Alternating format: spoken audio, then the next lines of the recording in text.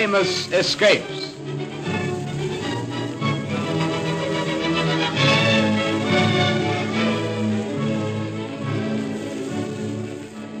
In the year 1885, John Lee, a footman, was accused of the murder of his mistress, Miss Emma Keyes, at Babbacombe, Devon. The case aroused great public interest, partly because Miss Keyes had been a maid of honor to Queen Victoria, and the Queen had actually, on one occasion, stayed the night at the house in which the murder took place. The courthouse at Babbacombe was filled with spectators when the jury brought in its verdict. Silence in the court. Gentlemen of the jury, are you agreed upon your verdict? We are. Do you find that the prisoner John Lee is guilty or not guilty? Guilty. You say that the accused John Lee is guilty of murder? We do. Call the prisoner up for sentence. Bring the prisoner up for sentence. Silence in the court. Prisoner at the bar. You have been charged with the murder of Emma Ann Whitehead Keyes. The medical witnesses put it beyond doubt that her death must have been caused by murder. And the evidence, although purely circumstantial, points to you as the murderer. Your defense was ably conducted by your counsel, Mr. St. Aubin, and every point in your favor was pressed home to the jury. The jury, nevertheless, found you guilty, and I am bound to say that I agree with their verdict. Have you anything to say why I should not pronounce sentence of death upon you according to law? Yes, your lordship. I'm not guilty. You have had every opportunity to prove your innocence, and I am satisfied that the verdict is correct. Your youth is no extenuation of your guilt. Prisoner at the bar, the sentence of the court is that you be taken from the place where you now stand to a place appointed by Her Majesty, and at a time and place appointed by Her Majesty, you be hanged by the neck until you are dead. And may God have mercy on you. It's cold here, Thompson. I've known it worse. You wouldn't think they'd have a garden like this in a jail? Oh, I wish it was over. Is this the first hanging you've covered? Yes. That's what you get for being a journalist. Feeling sick? A bit. I couldn't eat any breakfast. It won't be long now. It's nearly 10 to 8.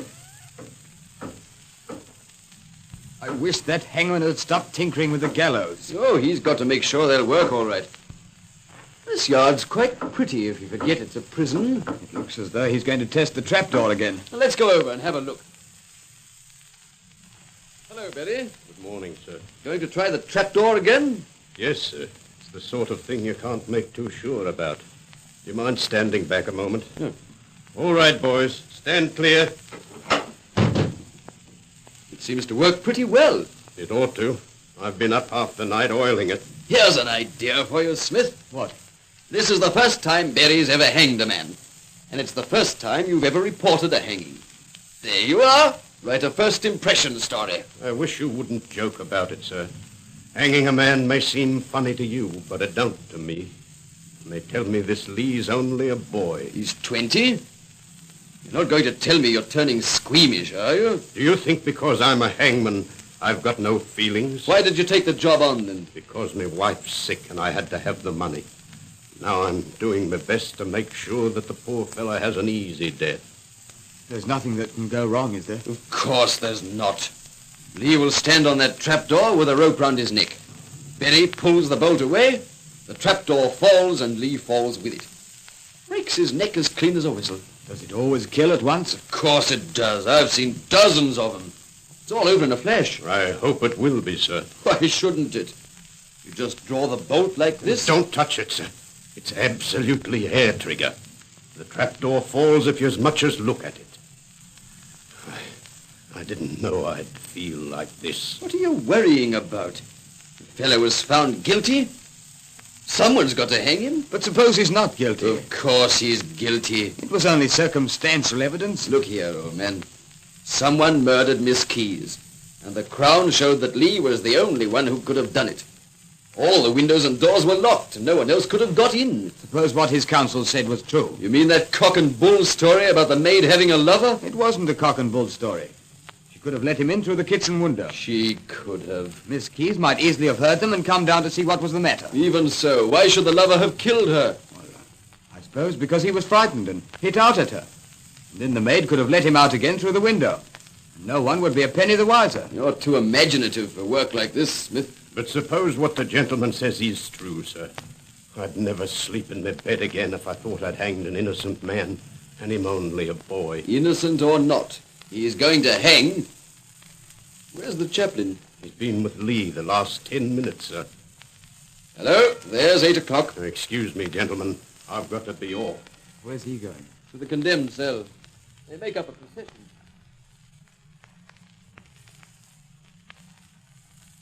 Good morning, Lee. Good morning, Parson. How much longer have I? They'll come for you at 8 o'clock. It's 10:02 now. Oh, Did you enjoy your breakfast? I ate all I could. That's the right spirit. They said I could have whatever I wanted, but I couldn't fancy anything but bread and butter. Lee, if you'd like to confess and go to your Maker with your soul clean... Parson, I have nothing to confess. I didn't murder Miss Keyes if I say it with the last breath in my body. I believe you, my boy. Last night I had a dream. I didn't mean to tell anyone about it because I thought there was no one would believe me. What was the dream? I dreamt that I walked through a garden with high walls round it. What garden? I'd never seen it before. And on one side there was a gallows, and they stood me on the gallows with a sack over my head. But when they drew the bolt, the trap didn't fall. It's 8 o'clock, Lee. I know you're going to be brave, my boy.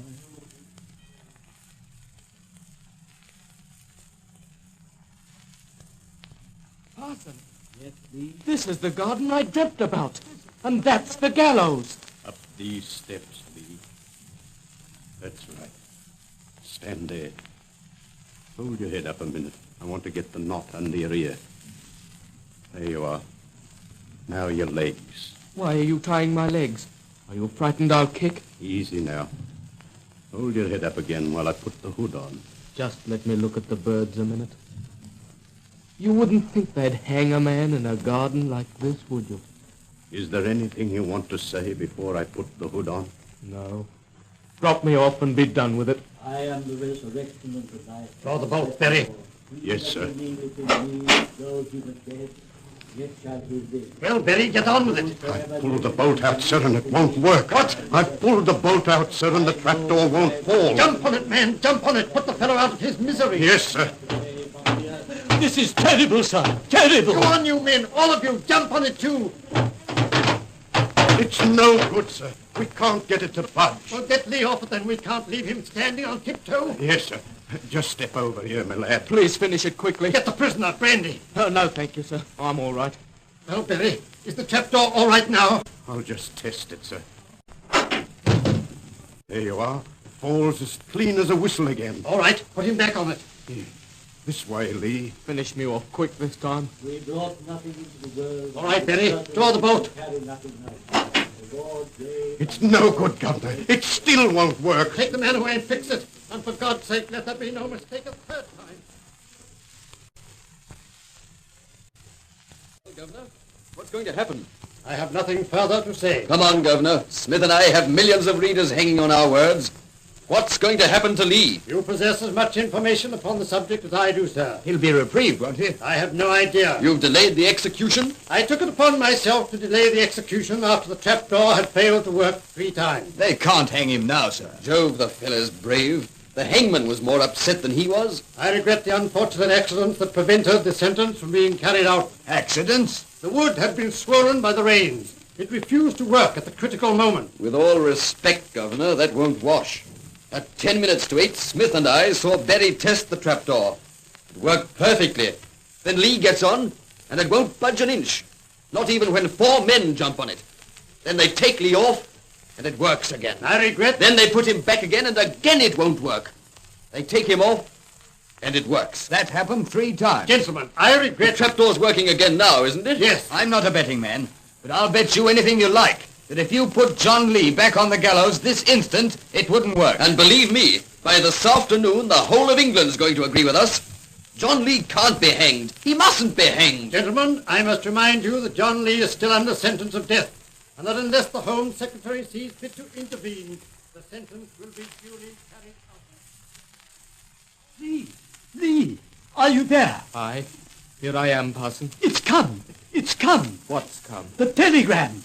You are not to be hanged. I knew I wouldn't be hanged, Parson. You knew? When I saw the garden, the same as in my dream, I should have believed, but I was lacking in faith. But as soon as the trapdoor didn't work that second time, I knew my dream was true. I'm innocent, Parson, as innocent as you are.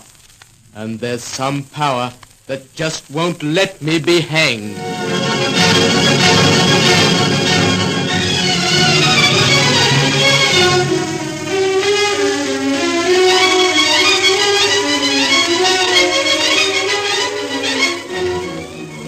So ended one of the most remarkable escapes in history. John Lee's sentence was commuted to penal servitude for life, and he was finally released after he had served 22 years in jail. Why the trapdoor refused to work, and whether John Lee was actually guilty of murder, must, now that he is dead, remain one of the great mysteries that will never be solved. And so ends the story of the man they couldn't hang.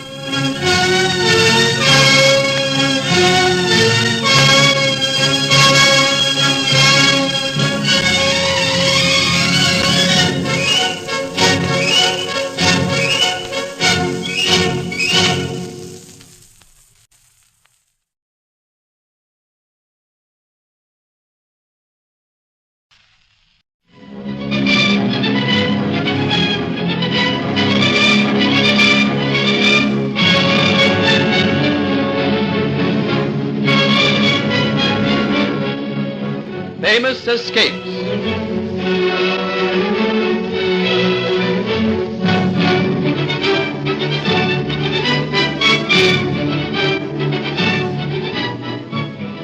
Years ago, in the little German town of Stettin, there was born a girl who was destined to become one of those rare personages who have helped to mold the history of the world. But at the time of her birth, no one suspected the part she was to play. The daughter of a petty princeling, it was taken for granted that she would live and die in obscurity. But in Moscow, the faraway capital of Russia, statesmen were hatching their plots. Well, Bestujef, have you taken due thought as to His Highness's marriage? I have, Your Imperial Majesty. And which is it to be, Poland or France? If we accept the Polish princess, Your Imperial Majesty, we embroil ourselves with all the enemies of Poland. Well? On the other hand, if we marry Prince Peter to the French princess, we embroil ourselves with the enemies of France. Whatever we do, we shall offend someone, but His Highness must marry. Have you ever thought of the Princess Catherine of Anhalt-Zerbst? Anhalt-Zerbst? Why, it's a toy state. One of my lesser barons has more power. But that might be an advantage. The Prince of Anhalt-Zerbst is so unimportant that he had neither allies nor enemies. You mean a marriage with the Princess Catherine would bring us neither dangerous foes nor embarrassing friends? Exactly. And the girl herself. I will not have Peter marry her unless she is suitable. They say she is pretty and well-formed. And she is how old? 16. Then she is young enough to be easily molded. I think it not unlikely, Bestujef, that we shall send to Germany for this little Princess Catherine. Catherine, where are you? Here I am, Mother. We leave for Russia next week. Russia? Yes, my child. You're to marry Prince Peter. That is, you're to marry him if the Tsarina Elizabeth approves of you. But I have never even seen him, Mother. He's the most eligible prince in Europe. If you play your cards aright, one day you'll be Tsarina of all the Russians. Their Highnesses, the Princess Jeanne of Anhalt-Zerbst and the Princess Catherine. Approach, Your Highness. Your Imperial Majesty is very gracious. Come closer, Catherine, my dear. Yes, Your Imperial Majesty. And you, Peter. Yes, Mother. I have some good news for the pair of you. I have decided to approve a marriage between you. A formal announcement will be made tomorrow. Your Imperial Majesty is very gracious. I have not many years to live, Catherine. I want to see Peter settle down before I pass away. Your Imperial... Enough of that.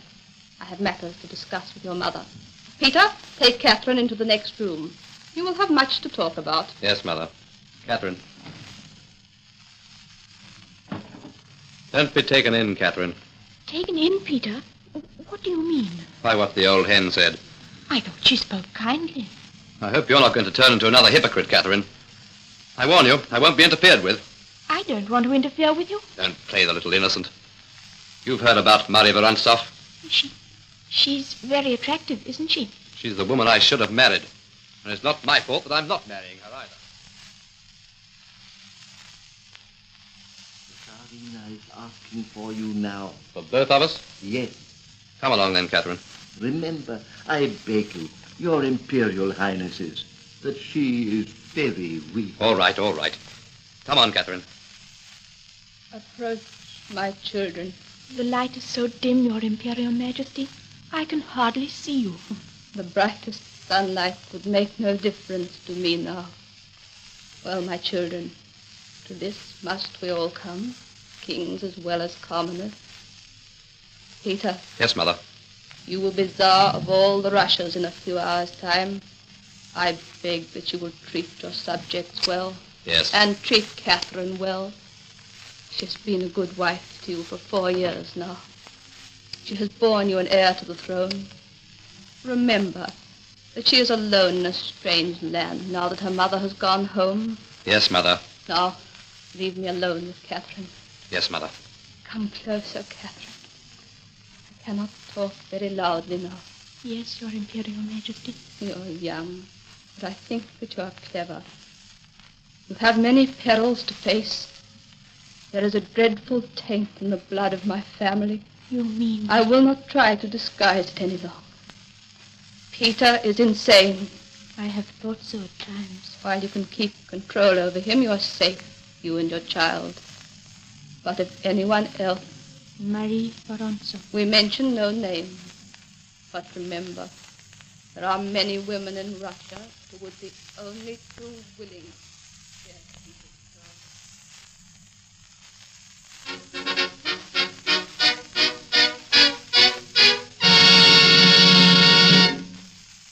It is hereby proclaimed that Peter Ulrich is from this day henceforth Tsar of all the Russias.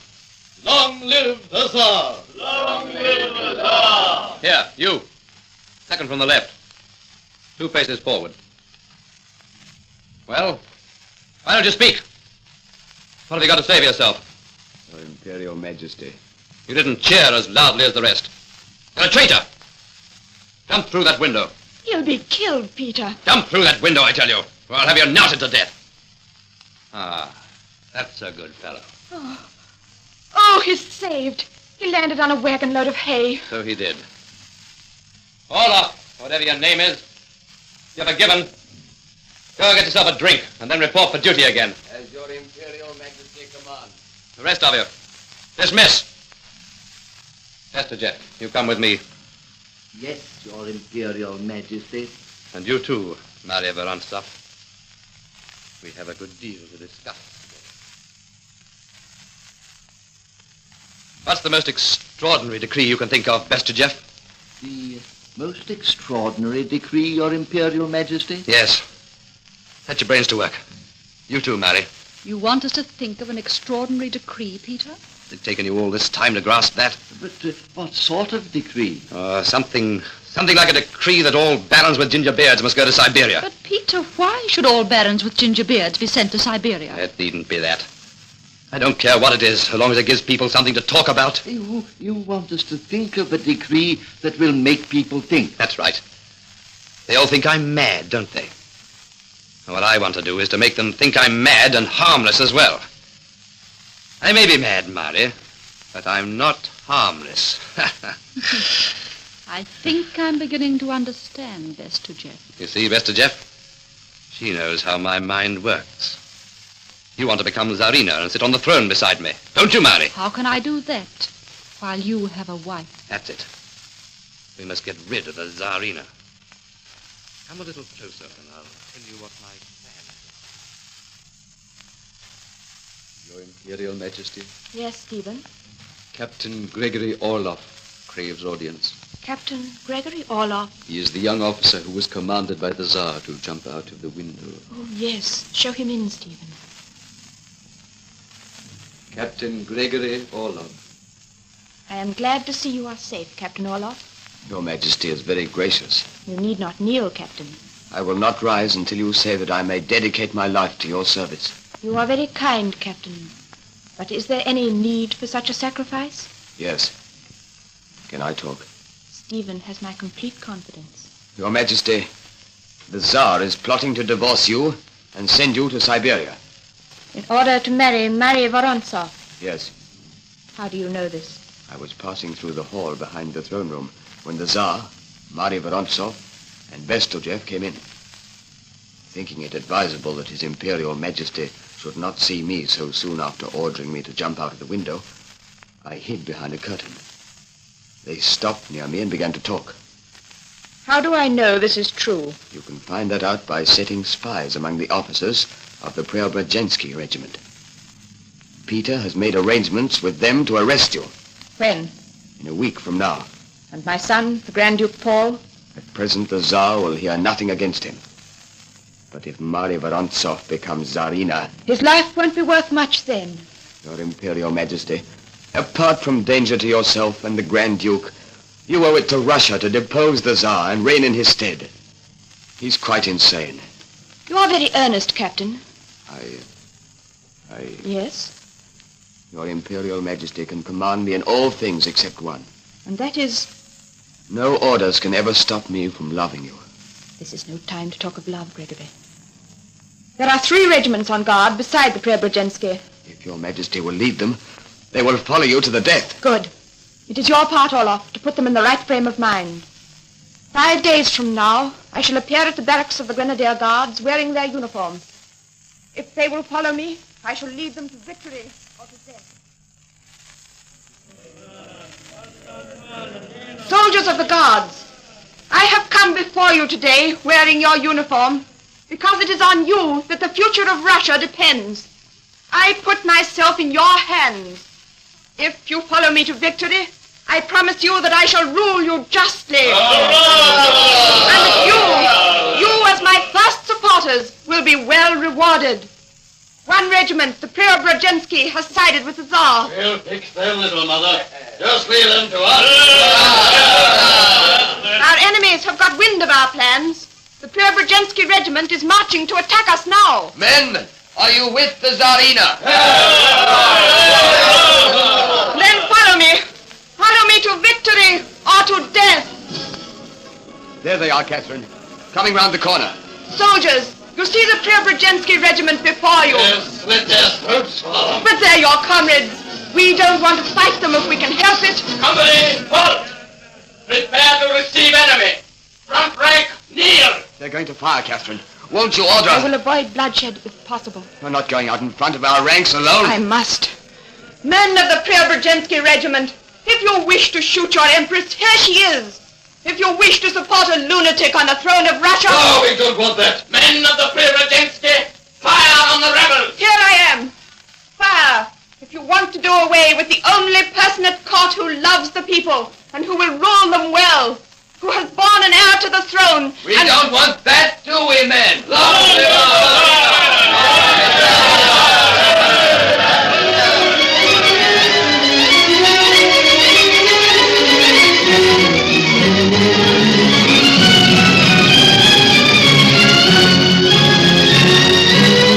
And so Catherine of Russia began that rule that was to make her one of the most famous sovereigns of all time. She did keep her promise. Her administration of the country was enlightened and just. She even went so far as to forgive the enemies who had plotted her destruction.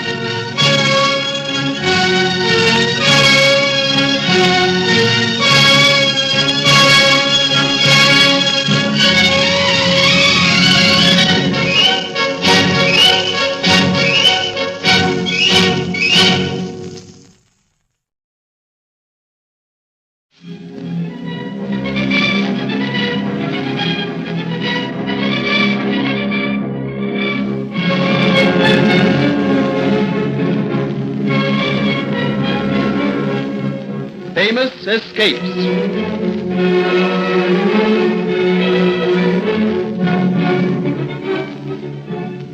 For more than 4 years, civil war raged between the northern and southern factions of the United States of America.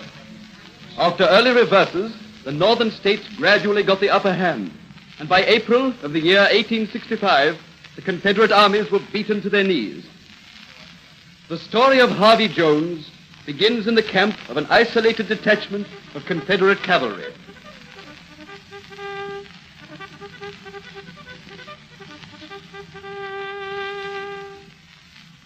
Hello? Stand! All right. I guess you can stand at ease, gentlemen. I guess I can call you gentlemen again. The war's over. News has just come through that General Lee has surrendered. General Lee surrendered? We're surrounded, and this troop will be making its formal surrender in the morning. Jones. Yes, sir. You and Johnson come to my tent. Troop dismissed. You wanted us, sir? I wanted to talk to you and Johnson. Now sit down, both of you. Thank you, sir. How old are you, Jones? 21, sir. And you, Johnson? The same, sir. Both of you have been fighting since you were 17. You won't find it easy to settle down on your farms again, now that the war's over. I guess not, sir. Now, both of you took part in raids on the Yankees before you'd been properly enlisted, didn't you?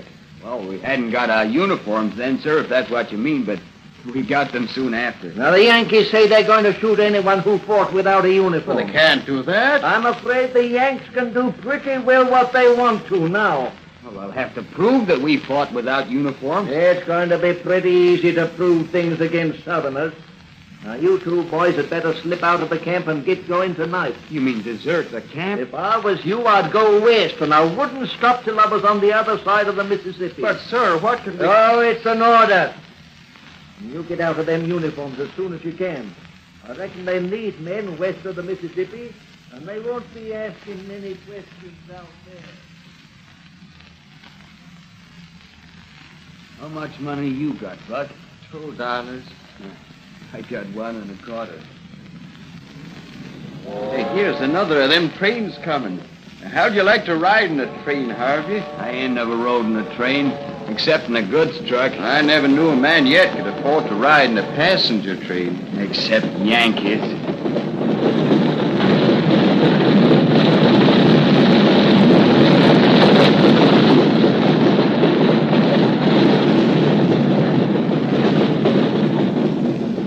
They tell me these your trains carries quite a bit of money sometimes. Yeah. Buck, I've had enough of this. We're gonna grab a piece of that money for ourselves. You mean steal it, Harvey? Well, you've never minded lifting a few head of cattle. Well, that's different. How's it different? It all belongs to Yankees, and by rights it should be ours. Buck, we're gonna get a few of the boys together and hold up one of them trains. And if we don't get some dough out of these Yankees... Extra! New York Times, bandits hold up Transcontinental Express, vanished with $30,000, Pinkerton's men on trail. Extra!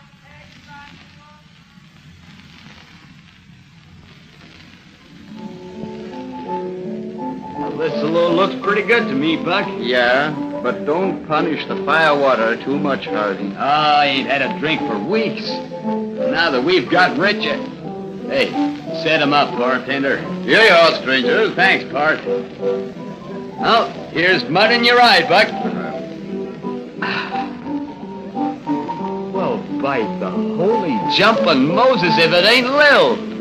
Lil, old pal. Harvey Jones. Say, what are you doing here? Oh, just mooching round. Hey, this is a little girl I knew back home, Buck. Lil, I want you to meet my friend, Buck Johnson. Ah, howdy, Buck. Howdy, ma'am. I guess I'll go look at my horse if you'll excuse me.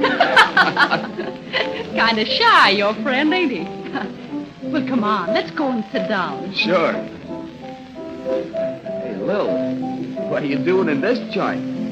You're kind of different from what you used to be. Well, you don't think a girl drifts west from Missouri without changing, do you? And you. It's 10 years since you went to that war, Harvey. Yeah. You know, one time when we were kids together, I used to think we might kind of settle down together in a little farm, but now... Listen, I'm heading for California. How's about coming along? This is mighty sudden, Mr. Jones. Oh, I mean get hitched up proper and all. What? Yeah. I guess both of us have done things we'd rather not, if that's what you're thinking about. Harvey, it's mighty nice of you, but... Well, it just wouldn't work. Say, stranger, what's the big idea? Who's this, Lil? Oh, it's just a man I know. Pete McCluskey. Yeah. And I want to know what you're doing with my gal. This ain't your girl. She's gonna marry me. What? Listen, fellas, here's the good truth. This stranger says he's going to marry Miss Rory Little. Hey, listen. Nobody talks like that about my wife. Wife? Come on, stranger. Okay, cop this. You shouldn't have hit him, Harvey. He's the quickest man on the draw in this town. He'll kill you. I reckon if any killing's done in this saloon, I'll be the man that does it. You got that, all you fellas? Look out, Harvey! Draw, stranger! Oh! Harvey, you've killed him. Get him, boy. Shut up.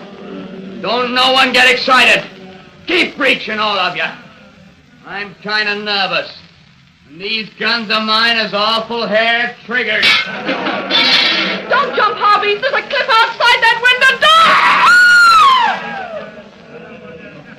window. Well, I guess that saves us a whole lot of trouble. Oh, he's killed him. He's mighty tough if he ain't dead after jumping over a 30-foot cliff. Well, boys, he'll be waiting for us at the foot of that drop. Reckon we'd better go and pick him up. Please, Jake, can't I see him? Just for a few minutes. I guess you're kind of sweet on that fellow, eh? Too bad he's got to have his neck stretched tomorrow. Please, Jake. All right. Wait till I get Jeff to open the door. Hey, Jeff. Open up, Jeff. What is it, Jake? Lady to see Harvey Jones. All right. This way, Little. There's your fancy man on the other side of them bars. Harvey. Oh, Lil, I'm right glad to see you. Harvey, they've got no right to hang you. You only shot him in self-defense. Listen, Jake, be a good guy. Let me talk to this lady alone, will you? All right, Jones. Lil, what's the layout of this jail? Tell me, quick. Well, this corridor... I know this corridor. There's always 2 guards on watch, except when one of them goes to dinner. And there's the door at the end. Yeah, I think there's always someone on the other side of that. Yeah, I've seen him looking through the peephole. Hey, what's on the other side of that? They blindfolded me when they brought me in here. Well, there's a staircase that comes out near the back door. Yeah? Where are the stables? Just outside of the back door. That's all I wanted to know. I tried to smuggle you in a file to cut the bars, but they searched me. Well, if I get out, does that marrying business still hold good? There's nothing in the world I want to do more than marry you, Harvey. Right. I hear there's a place in California where a man can settle down and they don't ask him no questions. Now, we're riding west. Listen, is there a place about 2 miles out of town you can meet me? Yeah, there's a bald-faced rock on the western trail. Then get the 3 best horses you can lay your hands on. Food, a couple of guns, and a rifle. Yeah. Go straight out there and wait for me. But how can you get out of here? They've been giving me a broom to sweep out myself. Last week, I took the wire binding off my broom and told Jake the broom was falling to pieces. Yeah, but what good is a piece of wire to you? I made a lasso out of it. Now, Lil, I gotta get out of here in the next half hour before that other guard comes back for his dinner. So you get those things and ride out to the rock lickety-split. All right, Harvey. Did they give Buck a good funeral? Sure. Even the sheriff said he deserved to be buried proper after the way he tried to rescue you. Well, Little, time's up. Okay. Goodbye, Harvey. Goodbye, Lil. Say, come here a minute, Jake. Oh, what is it? I got something I want to show you. All right. Keep guard other side of the door, Jeff. All right, Jake. Well, what is it, Harvey? Remember, if there's any funny business, I'll let you have it right away. Oh, I know when I'm beat, Jake. Well, this is what it is. You've been pretty good to me. Oh, that's all right. I reckon you shot McCluskey in self-defense. You heard about the train I robbed? Why, sure. Well, listen, I hid $5,000 of it near Boulder City. You did, eh? All I want you to promise is that you'll give half of it to Lil. Sure. But how do I know where to find it? Well, you ride about 12 miles out of Boulder City on the Southern Trail. Then you come to a big red rock about 12 feet high, see? Then you... Hey, have you got a pencil and a piece of paper? Yeah. Here. Thanks. Well, when you come to this rock, you go dead north for 100 yards, see? Like this, see? Yeah? Gotcha! Hey, loose that wire. You're killing me. Drop your keys inside the cellar or I'll cut your head off. Yes, yes. Now, don't move. That's better. Now we'll have your gun. Hey, let me loose of this wire. Well, just use it to tie you to the bars, Jake. There we are. Now, remember, I'll shoot if there's one false move. Yeah. Now, listen. Wait till I get down to the end of the passage. Then when I wave to you, call Jeff in here. Yeah. Jeff, come in here, will you? What is it? I thought I heard a noise. Stick 'em up, Jeff. What? Keep reaching. I'll walk down the stairs in front of me. Yeah. And lead the way to the stables. All right, get going. Here's the stables. Yeah. That Pinto bronco to me. Hold out your hands, Jeff. Yeah. Yeah. I reckon that'll hold you. So long, Jeff. Give my regards to the sheriff.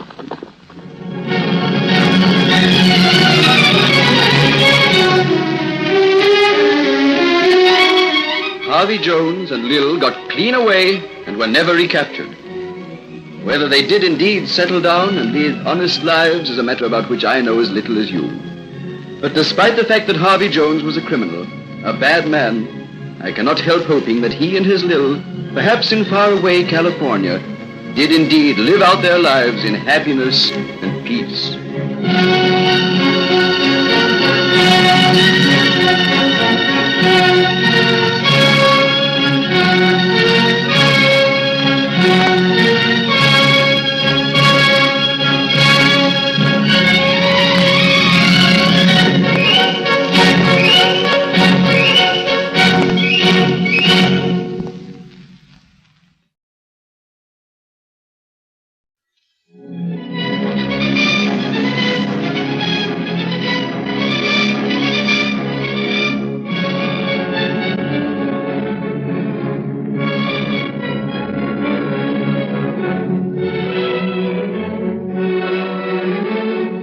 Famous escapes.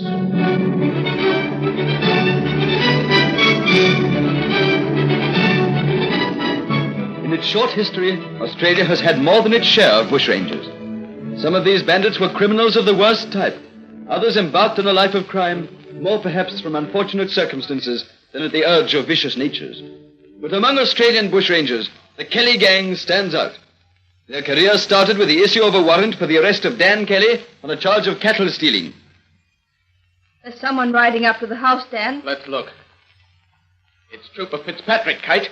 He must have come to arrest you about that cattle duffing. Where's Ned? He's out at the back of the house. I'll go and get him. No, it's too late. Good day, Dan. Good day, Kate. Good day, Jack.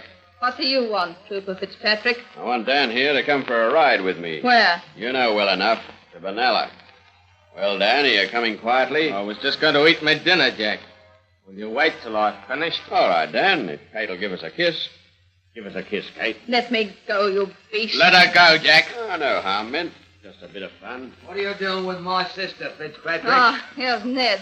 He'll fix you. I've come to take Dan back to Vanilla. What for? You know well enough. Cattle duffing. Have you got a warrant? No, but I reckon this revolver will do instead. No one arrests my brother without a warrant. Put your hands up, Jack. Drop that revolver. Oh, you've killed him, Ned. No. I just shot him in the wrist. You'll pay for this, Kelly. Next time, don't go playing around with revolvers, Jack. Here, Kate, you better tie his wrist up. What are you going to do, Ned? You'll have all the troopers after you now. Me? I'll just go into the ranks until all this blows over. Sent for me, Superintendent? Yes, McIntyre. I'm sending out a party of 4 men to bring in the Kellys. A party? To arrest those boys? It's just possible that they might give trouble. They've been joined by Steve Hart and Joe Byrne now. You don't expect them to resist arrest? Oh, they'll probably fire a few shots to show off. If they give in without a struggle, their friends will laugh at them. Come in. Why, McIntyre, what's the matter with you? It's the Kellys. They're all dead. Who's dead? The Kellys? No. The troopers. Kennedy, Scanlon, and Lonigan. All of them except me. My God. They came into our camp while the others were away and bailed me up. And murdered the others? I called on them to surrender first. It was fair fight. Are you fit to ride, McIntyre? Yes. All right. I'll get a party together, and you can lead us out to the scene of the shooting. But for many weeks, no trace of the Kellys could be found. They had taken refuge in the Strathbogie Ranges, and they had for their hiding place 11,000 square miles of tangled and roadless hills, with swift creeks, unknown valleys, and vast stretches of scrub. So far, even when murdering the troopers sent against them, they had acted purely in self-defense. But now they embarked on a career of active crime. Making some 50 prisoners, they bailed up the bank at Euroa and escaped with £2,000. A few months later, they took possession of the township of Geraldary, locking the troopers in their own cells and looting the bank. Under the spur of strong public criticism, the police did all they could to bring the Kellys to book, even importing black trackers from Queensland. But all was in vain until one day, Ned rode into the camp with news.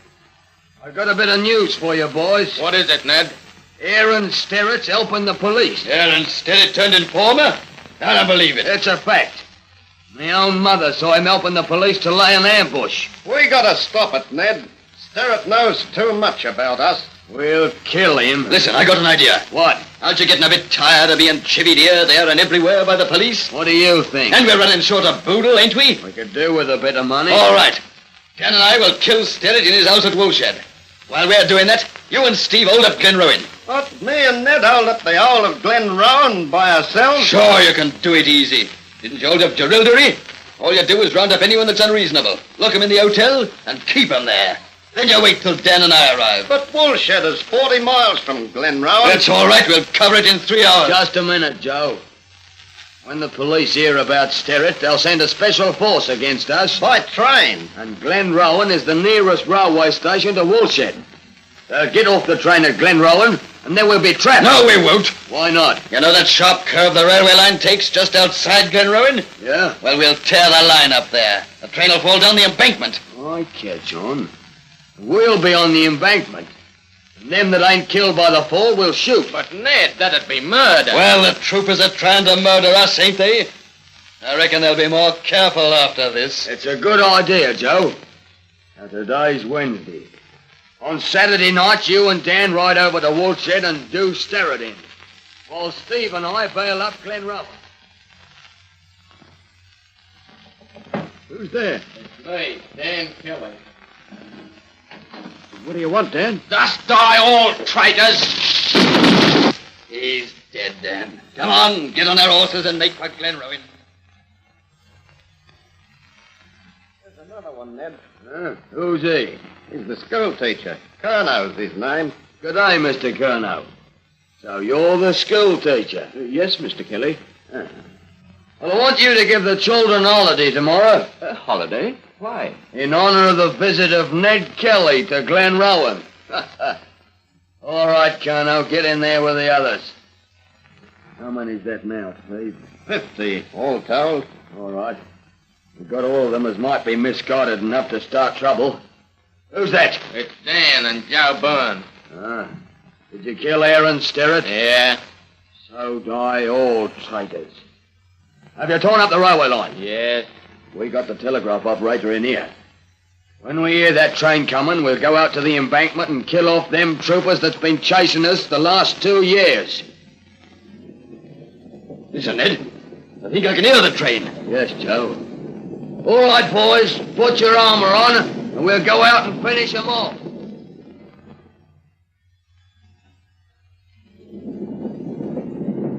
We must be getting near Glenrowan now, Superintendent. Yes, but I suppose it's only another false alarm. The scene of the crime is 40 miles from Glenrowan. Yes, sir.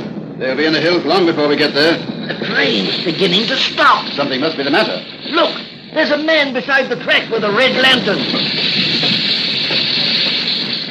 Come on, we'll see what's the matter. What's the matter? Why have you stopped the train? The Kellys have torn up the railway line. The Kellys? Where are they? In the hotel. Come on, Steele. We've got them cornered at last. Wait a minute. How many troopers have you got? 40, and there's 10 more coming from Benalla. The Kellys have armor. Armor? They made it from Nail King, and I reckon it's full. The train stopped, Ned. That means someone must have warned them the line was up. All right. Come on, all of you. Dan and Steve and Joe. We'll line up on the veranda. Give the police a warm welcome, eh, Ned? That's right. Then we'll get out the back and be on our horses and off. We needn't be frightened of the police bullets now, eh? No. Put your helmet on, Steve, and we'll wait for them on the veranda. There's the hotel, Superintendent. Yes. Now, if I know the Kellys, they'll have a few shots at us and then get out the back way. Why not surround the hotel? We've plenty of men. All right, Steele. You take 30 men and put them round the back and the sides, and then come back here to me. That's the Kellys firing. They must have seen us. Quick with your men. Round the sides and the back. I've got the hotel surrounded, sir. Good. I think we hit one of them while you were away. Where are the other three? I can't see them. They've gone back inside the hotel. I've sent a wire down to Melbourne for a field gun. We'll blow them out. It'll be hours before a field gun could be got here, sir. I've got a better idea than that. What? Where are you going? The hotel's made of wood. I'll set fire to it. Come back! You'll be shot!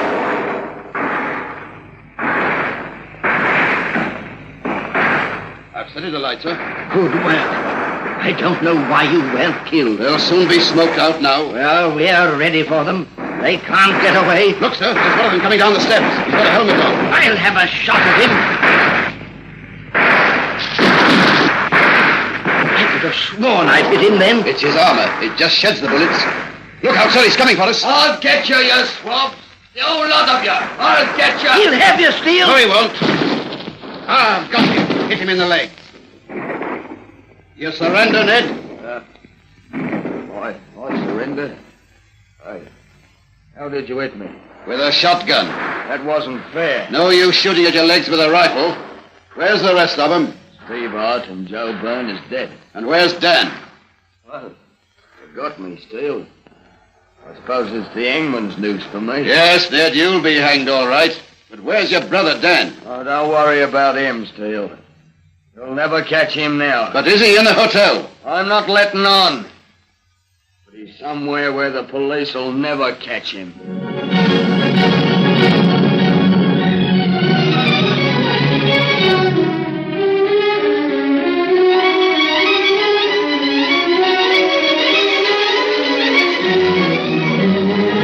And so ended the career of the Kelly gang, illustrating the old adage that crime does not pay. When the police investigated the burning hotel, they found the remains of Steve Hart and Joe Byrne. The remains of a third body were discovered. But whether they were all that was left of Dan Kelly, or were, as Ned maintained, the remains of a swagman who was killed accidentally, will never be known. Whether or not Dan Kelly made his escape from the hotel, he certainly, unlike his brother Ned, escaped the hangman's noose.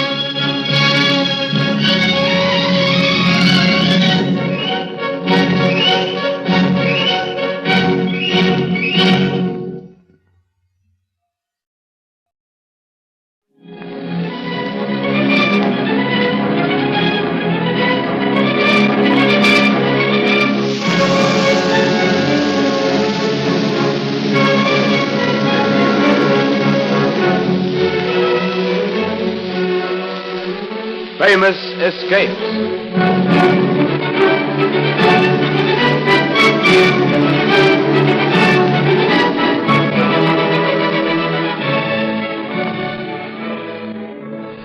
The present political regime in Russia, it now firmly established.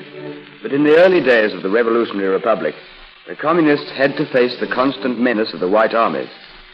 In the summer of 1920, General Wrangel's army was operating against the Bolsheviks of South Russia. Major Nicholas Smolsky, chief of General Wrangel's intelligence department, was moving heaven and earth to obtain information about the movements of the Red Armies. The Countess Olga Rackendorff wishes to see you, sir. What? The Countess Olga Rackendorff. Show her in. Very good, sir. The Countess Olga Rackendorff. This is a surprise, Olga. Yes, Nicholas. All right, Ivan. You may go. Very good, sir. Now, let me see. It is 3 years since we met. You'll remember then. I've never forgotten. I thought you'd escaped to France. I arrived in Odessa yesterday. And you come here to see me. I've come here to see the chief of the intelligence department. You don't mean... I was informed that you needed a woman spy. I proved my talent in 1917. Very well. Here I am. You were told the nature of the task? No. General Wrangel's army is hard-pressed. So I've gathered. If the Reds are reinforced, we will be defeated. And you wish me to find out whether they're likely to be defeated. There is only one man in South Russia who knows. And that is? Political Commissar Kazanovich. Comrade Kazanovich has few weaknesses, but it is said he has a liking for pretty women. I understand, Nicholas. Kazanovich is at Kiev, 200 miles north. He will be transported by aeroplane behind the lines of the Red Army.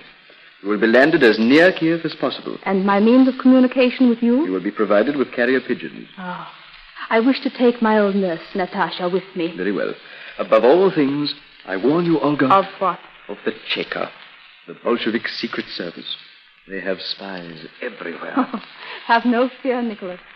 I've learned to take care of myself.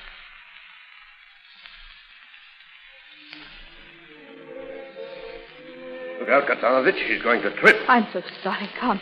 I slipped. That's all right, comrade. You dropped this bag. Oh, thank you. It's the only one I have. Sit down and have a glass of vodka. Thank you, but But what? You have your friends. Oh, I'll soon get rid of them. Be off with you, comrades. Can't you see I have business to discuss? It's the sort of business I should like to join in, Kazanovich. You heard me. You certainly have an eye for a pretty face. Now that we've got rid of that scum, you can sit down. Here's some vodka. Thank you. Let us drink We will drink to Trotsky and the Red Army. Excellent, excellent. Trotsky and the Red Army. Zavashka, Zavoria. Zavashka, Zavoria. You're no peasant. How did you know? It's my job to know things like that. Let me see your hands. Why, they're as soft as velvet and as smooth as alabaster. You'd better tell me who you are, comrade. If you don't tell me, there'll be others asking you. And they mightn't be as gentle as I am. I used to be an actress. Actresses have been known to sympathize with the whites. My brother was killed by the whites when they entered Odessa. I escaped only by disguising myself as a peasant. Ah, you're a true comrade, then. What do you say we go for a drive? Here, have some more vodka. Thank you. Have you a motor car of your own, comrade? Of course I have. Don't you know who I am? No. I'm Commissar Kazanovich, in charge of the political department of the People's Southern Army. Oh, are you? I'd no idea. So you better come for a drive with me, my little charmer. And then perhaps we'll go to my apartment and drink some more.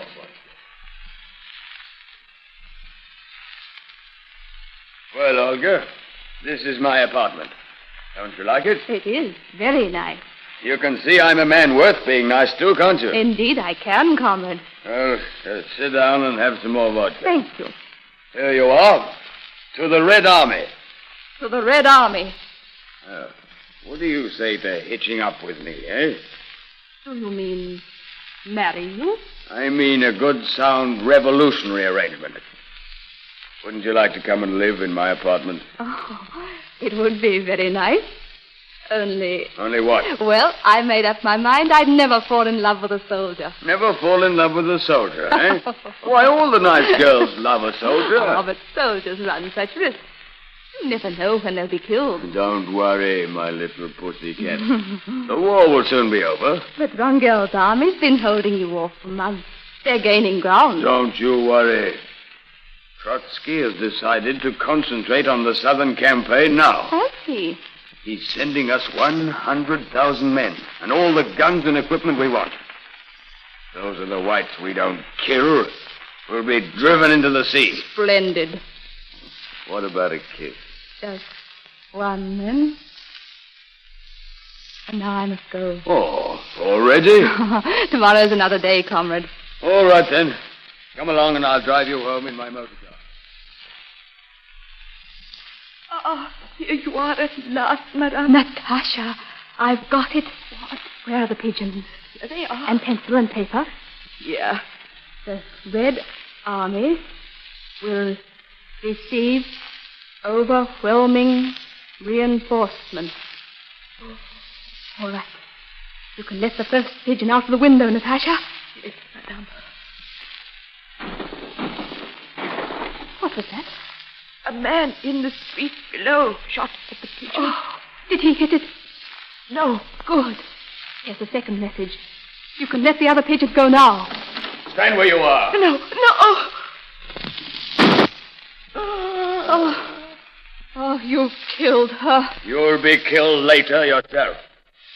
I thought it was queer that you should leave so soon after I told you about the reinforcements. The pigeons have got away, and you can do what you like with me. Who are you? I am the Countess Olga Rackendorff. Well, we'll see if you crow so loudly on Wednesday, when you come before the Revolutionary Tribunal. Olga Rackendorff, formerly known as Countess Rackendorff, you have been found guilty of espionage against the Revolutionary Army. You are sentenced to death. The sentence will be carried out tomorrow morning. Very well, comrade.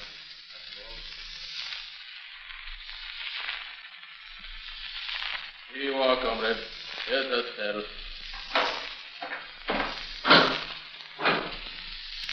Good morning, Countess. Why are you here? The sentence of death will be carried out in 5 minutes. Unless what? Unless you choose to accept the offer I made you a week ago. Never. You think I can't save you, huh? Well, I tell you, my word is law. All I have to do is... I would rather die 1,000 times than owe my life to a scoundrel like you. Very well. Take her out, Stepan. This way, comrade. In the middle of the escort. Prisoner and firing party, quick march!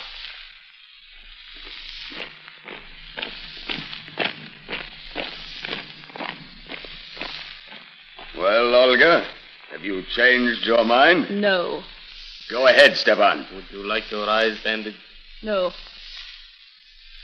Firing party, port up! Prepare to fire. Stop! Don't fire! Who are you? I'm Nazarov, from the Leningrad Cheka. What do you want? I've orders to take Olga Rackendorff to Leningrad for questioning. Here's the order, signed by Jashinsky. How do I know it isn't a forgery? There's Jashinsky's signature. Stepan, get on the wireless and find out if the Leningrad Cheka want Olga Rackendorff. Very well, comrade. Commissar. Kindly retire, out of earshot.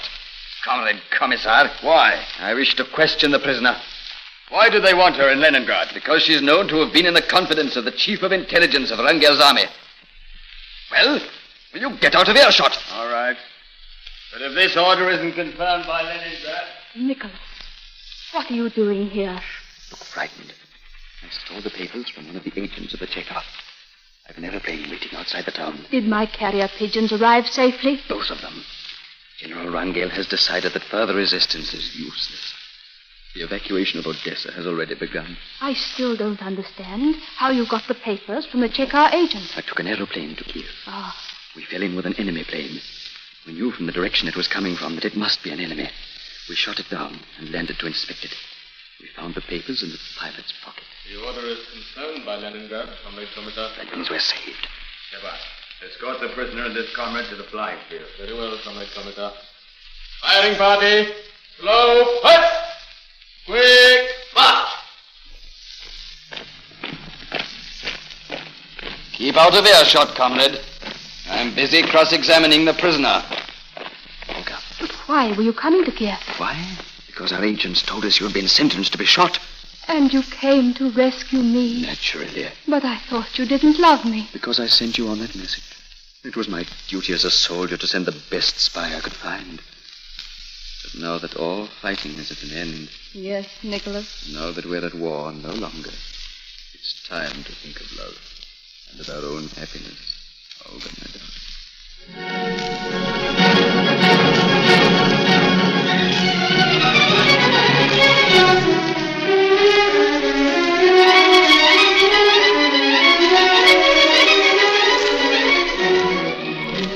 The Countess and Nicholas duly reached Odessa and were evacuated with the rest of Wrangel's army. In course of time, they settled down in a foreign land far from Russia, and in their exile found consolation in their love for each other.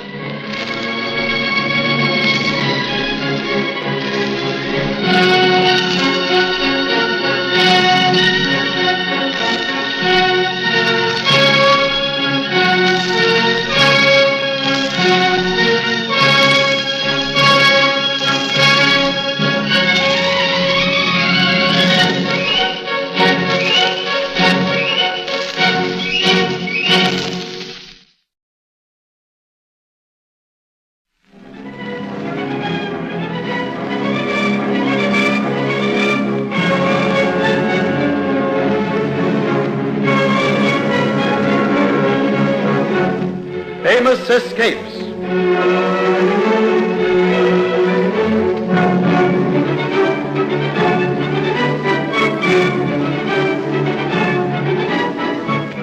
During the infancy of Australian settlement, the brutalities of the penal system encouraged convicts to desert into the bush.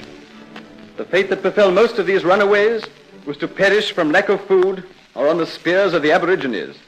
But to many convicts, these fates seemed preferable to remaining in the chain gang.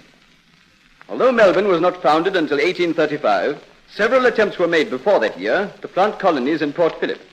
The first of these attempts took place in 1803, when Lieutenant Colonel Collins landed at what is now known as Sorrento with 300 convicts, their military guard, and a handful of free settlers.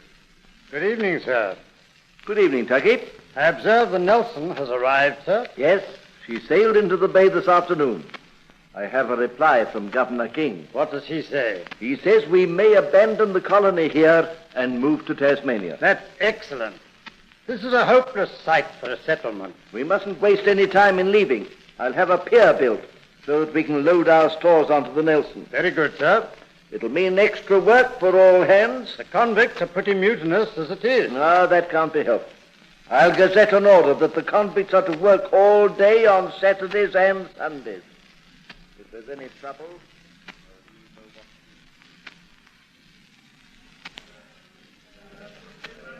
Get along there, you men.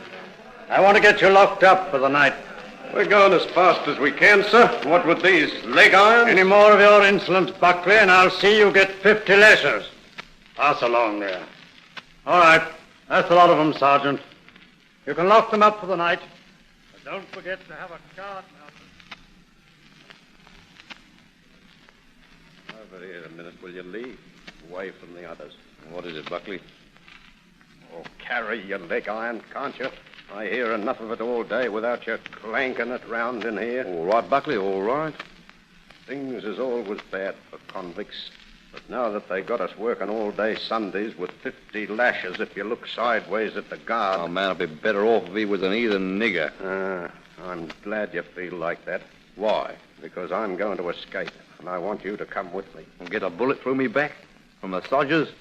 No, thanks, not for me. We'll watch our chance when there's no one looking. Even if we do get away, they'll soon catch us.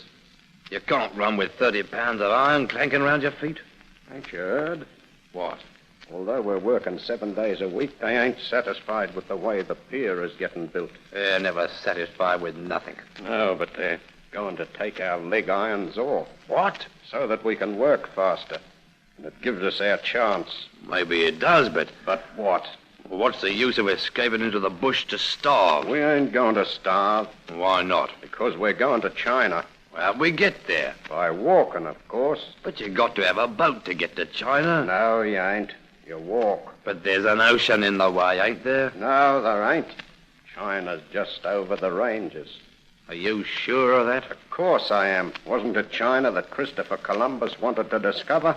I don't know. And he would have discovered it, too, if America hadn't been in the way. This is China. At least it's part of China. Yes. Now, yon, it ain't more than 100 miles away. But them niggers, they'll spear us. They won't do that. Why not? Because if we meet any of them, we pretend to be mad. Pretend to be mad? They think anyone who's mad is sacred, sort of God, see? Well, are you on? Yes. All right. Good. We'll escape tomorrow morning, first chance we get. You believe me? Yeah. Feels great without our leg irons. Now wander away from the camp a bit. Like as you was taking a sort of stroll. All right. Then make a dash for it when you see me. Hey, sentry! Stop those men! They've horsed him, sir. Fire, then, blast you! Fire! Slow, sir. They go clean away. Well, Ducky, we embark for Tasmania tomorrow. Yes, sir. Everything will be aboard by noon. How many convicts got away in all? 6.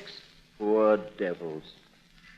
Those that don't starve to death will be speared by the blacks. It appears that they believe that China is just over the ranges. Which ranges? Oh, the what is it? The Dandenong Ranges, I think the blacks call them.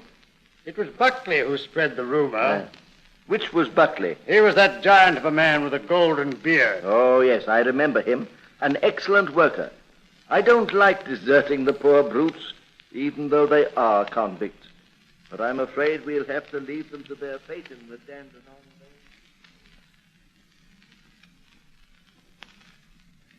What about turning back, Buckley? No use doing that. If we give ourselves up, all they can do is lash us.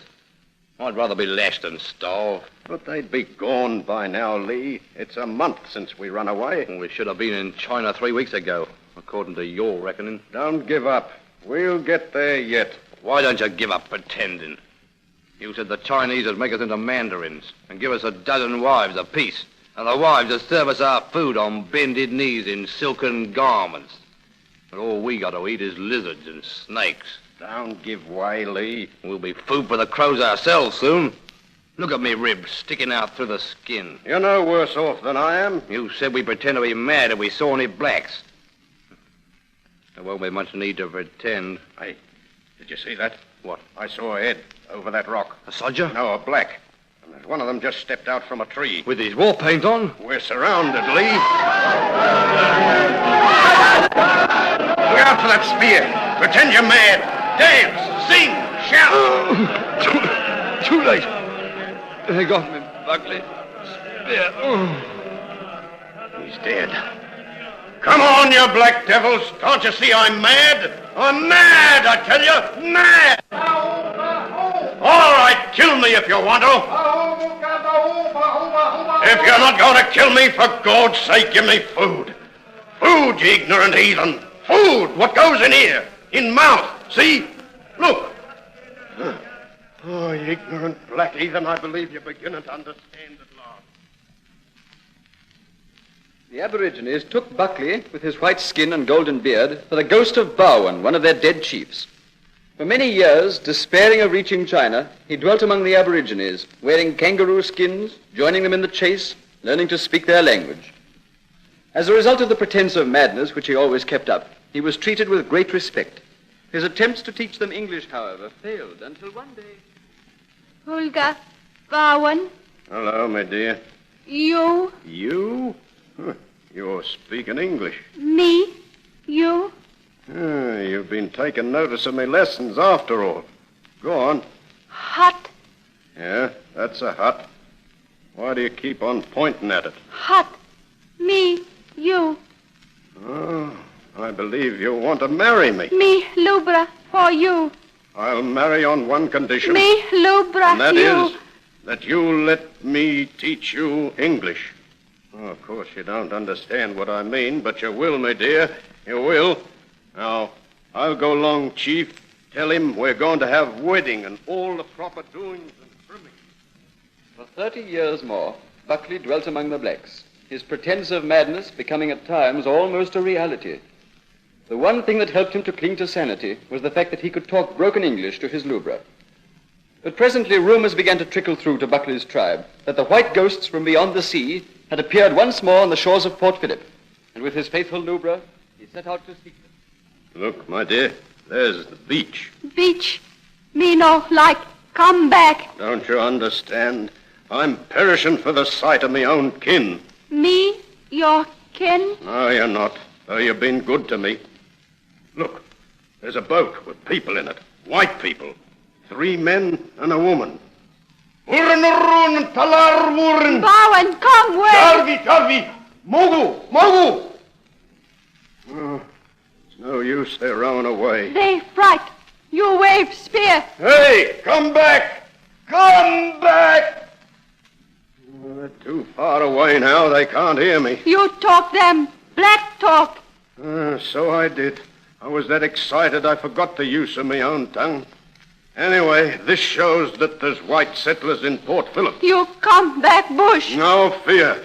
I'm going to look till I find them. They can lash me. They can put me in chains. I don't care. You go, white ghosts. Me go back, Bush. You mean that if I go to my people, you'll go back to yours? Well, that's the way of the world, my dear. I'm sorry, but I can't help it. I know what I'll do. I'll go north to the River Yarra. No, go, Yarra. I'll go along the beach till either I find someone or make sure that there isn't an English settlement after.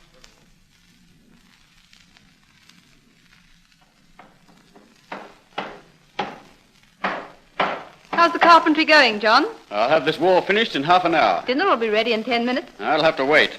I want to get the hut finished tonight. Oh, but John, the dinner will be spoiled. Sorry, it can't be helped. Settlers in a strange land. Look behind you, John. There's a man skulking behind that tree. It's a black. Where's your gun? It's here. Oh, don't shoot the poor creature unless he attacks you. John, I believe he's white. He's as black as a burnt damper. Look at his beard. It's golden. He's just sunburned. I believe you're right. But he's wearing kangaroo skins.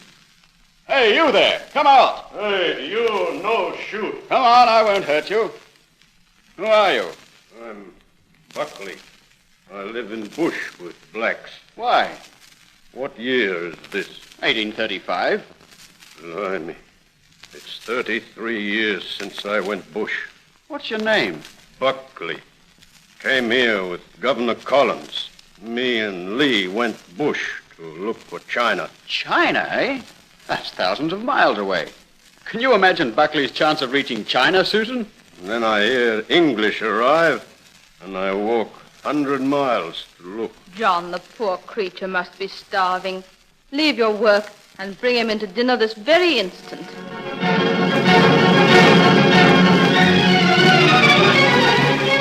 In a few weeks' time, this man who had doubly escaped, first from the chain gang and then from the wilderness, fully recovered the use of his native tongue. He was granted a free pardon, and though he thereafter more or less lived the normal life of the white man, was of great use to the settlers as an intermediary with the blacks. But he had not suffered any great harm from his life among the blacks, as shown by the fact that he lived to the age of 77, and then only died as the result of an accident. He has bequeathed to the English language a phrase which is descriptive of the futility of his attempt to reach China, Buckley's chance.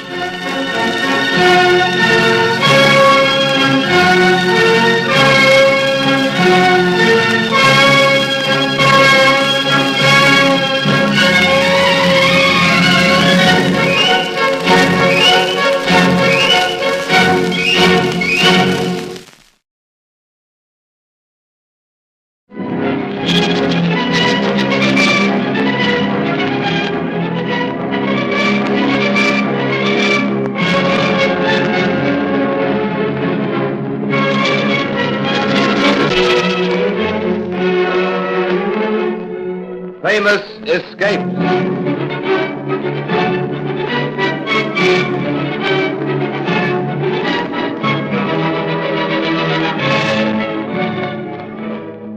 In the year 1715, the first of the Jacobite rebellions against the rule of the Hanoverian dynasty took place. The rebellion was put down, and most of the leaders were captured and brought to trial before the House of Lords. Among them was the Earl of Nihsdale, whose wife hurried to London with her friend Lucy Evans. She arrived just in time for the trial. On that wintry day, the House of Lords was full of spectators who had come to see the 5 Jacobite lords tried for their lives. Here they come. They're bringing Nihsdale in now. There he is, Lucy. He's coming up the aisle. Hush, my dear. Do not let these Hanoverians see that you are discomposed. Silence, please.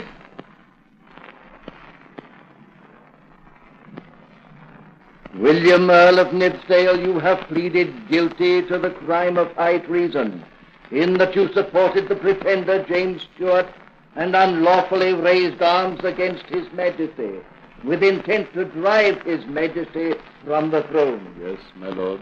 What have you to say for yourself? Why judgment should not be passed upon you according to law? I have confessed my guilt. You have nothing further to say? No, my lord. William, Earl of Nihsdale, I do pronounce judgment upon you according to law. I do order that you be taken hence to the tower from whence you came, and that from thence you shall be drawn to the place of execution, and that there you shall be hanged by the neck, but not until you are dead, for you must be cut down alive. Then your entrails must be taken out and burnt before your face. Then your head must be severed from your body, and your body divided into 4 quarters, and these must be at the king's disposal. And may God Almighty be merciful to your soul. Well, my dear, are you feeling better now? Yes. I'm sorry I broke down in the courtroom, Lucy. There must be some way out. There's someone at the door. It's probably one of our friends. Oh, I'm sorry, Lucy. I've been starting at shadows these last few days. Poor dear. I'll see who it is. Why, it's my Lord Dryfuss. Come in, my lord. Thank you, Mrs. Benton. My lord. Milady. This is an honor as great as it is unexpected. In memory of old times, Winifred. You risked your place about the king, perhaps even your life, if it is found you have been here. I have been careful. Is there anything I can do? I cannot live if William dies that death. Your husband knew the penalty for high treason when he joined the rebels. But it is a barbarous penalty. It is out of date. They cannot mean to enforce it. It will be enforced unless the king sees fit to exercise his clemency. I'll do anything to save William. Very well, then. You must have a petition for mercy properly drawn up. Mr. Mackenzie, our lawyer, can do it. But will not the king refuse to grant me an audience? Tomorrow afternoon at 4 o'clock, the king will walk from his closet to the drawing room to play whist. Yes? He will be in a good humor, for he loves to play cards. If you approach him while he is walking down the passage... How can I enter the palace? I will see to that. Present yourself at the palace gates with your petition at 4:15 tomorrow, and we will see what... It's past 4, Lucy, and the elector doesn't come. Winifred, you must remember to call from your majesty. That will be hard. Have you the petition ready? Yes. Yes, there it is. And here comes the king. Quick, Winifred. Your majesty, permit me to present this petition. Who is this woman? What does she want?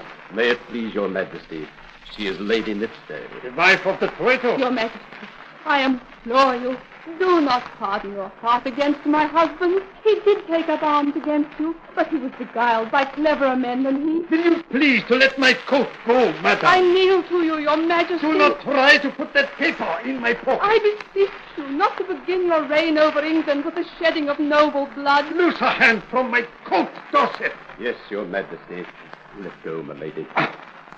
Thank you, Dorset. What is that paper you have, Dorset? It's her ladyship's petition, your majesty. She gave it to me. This Nihsdale, is there any reason why his life should be spared more than the others? Only this, that I do think that he was led into it against his will. For 3 generations, His family have been supporters of the House of Spear. All the more reason for exterminating them. Your Majesty. It was only my little joke, daughter. You say that Nihsdale joined the rebellion from family tradition rather than from hostility toward me. Precisely. Very well, then, you may tell Lady Nihsdale that I will give her husband a free pardon. Yes, Your Majesty. If he will give me the names of all those who joined in the conspiracy with him. You wish me to tell Lady Nihsdale that? Yeah, it will be his opportunity to prove his loyalty.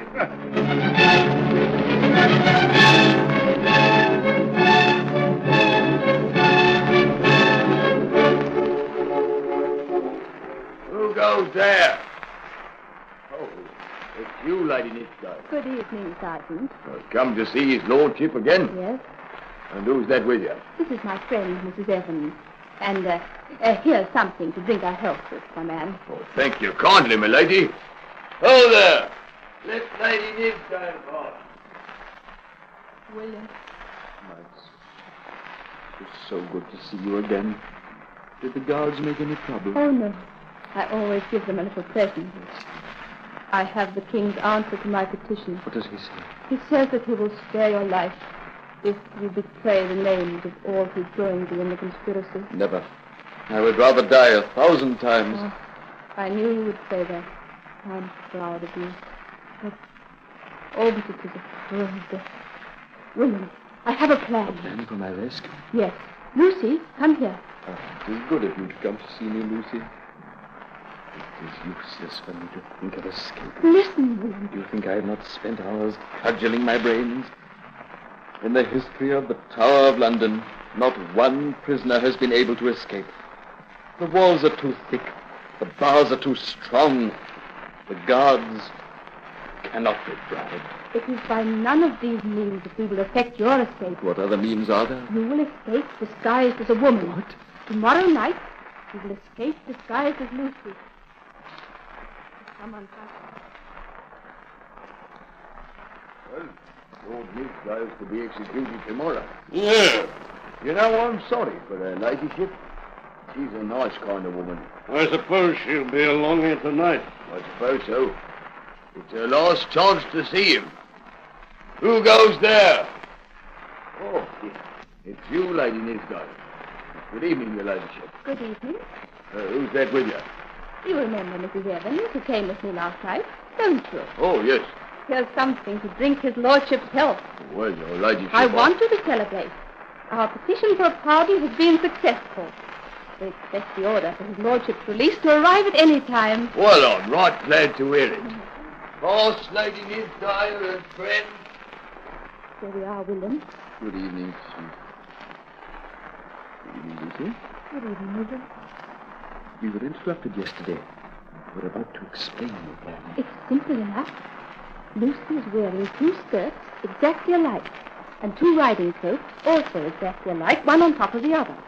You will dress in one set. Leave Lucy to take my place? No. But she won't take your place. You see, I told the guard that we expect an order for your release at any moment. It's not true, is it? No.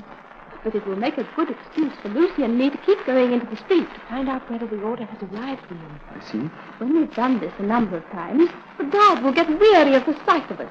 They will stop watching us so closely. And since they think you're going to be pardoned, they won't be so suspicious when you make them to escape. And to help matters, I've given them money to buy drink. Now sit down, William, or I'll cut off your drink. Here comes Lady Nihsdale and her friend again. That's the 6th time they've gone into the street since they arrived. Well, you blame them? Still waiting for that order, your ladyship? Yes, it can't be long now. An opening in the ladyship. I'll slip down the corner now. Yes, they're not looking. Be quick. Good fortune, William. Good fortune. Put the cloak on, William. Covers my head well. Yes. But hold it round your face more. No, not so much as that. You mustn't look as though you are hiding your face. Is that better? Yes. and stoop just a little. It sounds as though the guards are enjoying themselves. I hope so. Let's be off, William. Remember, you must take short steps. Well. If it ain't her ladyship again. Still looking for that order for his lordship's release? Oh, yes. Well, it's getting late. Well, that's funny now. What's funny? I could have sworn that last time you come back, your friend didn't come with you. Oh, well, as you can see, you must have been mistaken. Yes, it's her, all right. Pass, Lady Nihsdale and friends. Come, Lucy. Don't hurry, William. Not till we get round the corner. Yes, Winifred. Ah, here's the corner. Those 50 yards seemed an eternity. There are the horses will be waiting for you, Lucy. I shall never forget what you've done for me, Mountain Carrot. There's no time for words. Let me help you into your saddle, Winifred. Thank you. Oh, hurry, William. That's the guards. They must have found you've escaped. Don't worry, sweet. They'll never catch us now. Goodbye, Lucy. Goodbye. Goodbye, Lucy, and thank you.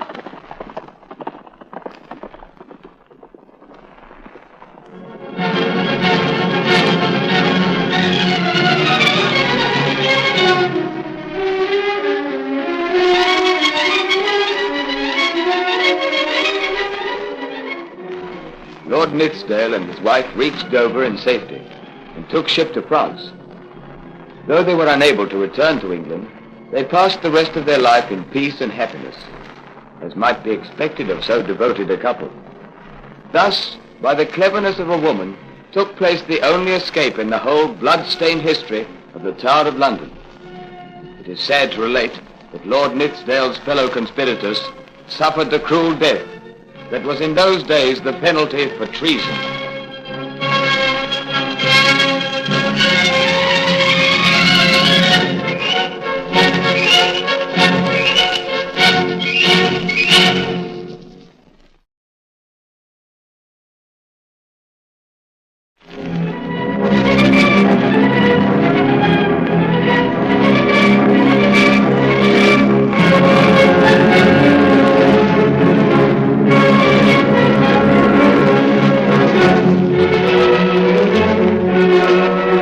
Famous escape.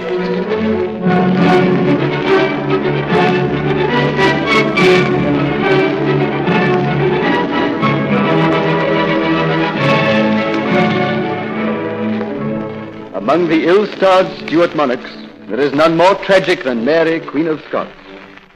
After the death of her father, James V, when she was only a few weeks old, she was sent to France for safekeeping, and did not return to the almost impossible task of maintaining order among the turbulent Scottish nobles until 18 years later.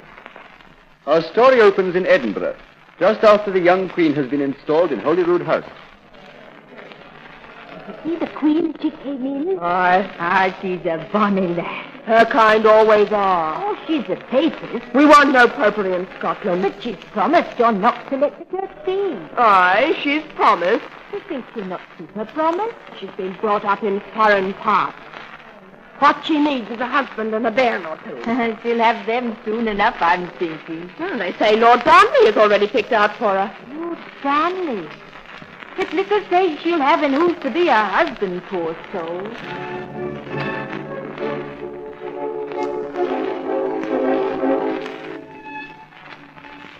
Master David Richfield desires to speak with your Majesty. Come in, David. Your Majesty. You got my message, David? Your Majesty is very gracious, but I beseech you not to do this thing. Lennox is a traitor. That may be, but if you dismiss him from the post of Chancellor and make me the hated Italian Chancellor in his place... I am Queen. His Majesty the King Consort. You'd better go, David. He's drunk. Good day, dear Mary.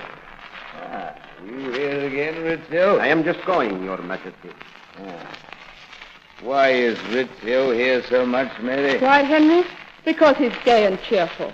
He sings me Italian songs. When we were first married, you used to listen to my conversations sometimes. You behaved differently then. You mean I didn't get drunk every day? Well, what's a man to do when he's got a beautiful wife that doesn't love him? that treats him like a leper. You're being ridiculous, Henry. Why is Rizzio at the palace so much? Because he gives me good advice. I'm going to make him chancellor in place of Lennox. In place of Lennox. Thank you, Mary. Thank you. That's all I wanted to know. Lennox. Lennox, are you in there? Stanley, drunk again? What would you do if your wife hated the sight of you? Listen, Mary's gonna dismiss you and make Rizzio chancellor in your place. What? You're to be sent about your business. Back to the Highlands. Don't you understand, you fool? Once Mary gets rid of me, she'll be able to do what she likes. And maybe you'll lose your head for your traitorous acts in the past, eh? Are you willing to accuse Rizzio of being your wife's lover? Well, she's unpopular enough as it is. If we can make the people think Rizzio's her lover... Leonard, I understand. The Queen is entertaining Rizzio and some of her friends at supper tonight. If you bring a party of armed men, I'll let you in by the pot.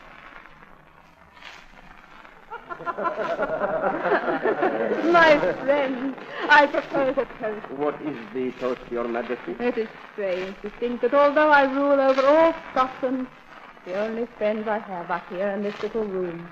To you, my friends, the 6 of you here assembled, I drink with all my heart. I noticed that I'm not among the 6, Mary. What are you doing here, Henry? I've come to see you and your dear friend Rizzio. Lennox! Aye. Ribbon! Aye. Lindsay! Here we are, darling. Henry, this is an outrage. We mean no harm to Your Majesty. How dare you invade my apartment? They have come to kill me, Your Majesty. Save me. Stanley, how dare you? Take these men away. Stand aside, Your Majesty, or we cannot answer for the consequences. Let me get at him. I'll cut him down. Where are the guards? Guards, hold! You're wasting your voice. They've gone. Henry, if you are a man... We are doing this with your husband's consent. So stand out of the way. Don't waste any time. Come on, friends. I've got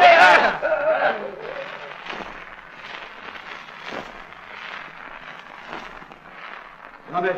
Lord Boswell, what are you doing here? I heard rumors of violence to Your Majesty's person. It was Rizzio they killed. There are my men marching in now. We're at Your Majesty's service. I did not expect this loyalty of you, Lord Boswell. You remember that day we met in Paris? That's 2 years ago. I remember it as though it were yesterday. Now, with Your Majesty's permission, I think we should convey you to a place of safety outside this turbulent Edinburgh. Lord Boswell. Come in, Lord Boswell. You sent for me, Your Majesty. There's not another man in Scotland I can trust. Boswell, will you swear to me? What? That you had no hand in my husband's death? I swear, Mary, by the thing that's holiest to me. And that's your bonny face. Many men I trusted have betrayed me, Boswell. Mary, I've been ruffian, freebooter, and what you will. But I love you. And if you trust yourself to me, I'll never fail you. If only I could be sure. If you marry me, half your people will say that you married your husband's murderer. Especially the women. You're too beautiful, Mary. The men in Scotland are all half in love with you. And they hate you for it. And the women hate you for it more. There's only one man who matters all to me. All that I've gone through only makes me appreciate the heart of you, the gallantry of you. If you marry me... That's enough said, Mary. Tomorrow we marry. And the day after that, we get our army together and see if we can't subdue these mutinous nobles of yours. But can we subdue them? Look here, on the map, Mary. If we meet them here... That's Carberry Hill. Aye, and we'll meet their forces at Carberry Hill and roll them back like this. Then I'll be able to give the whole of Scotland as a present to my father.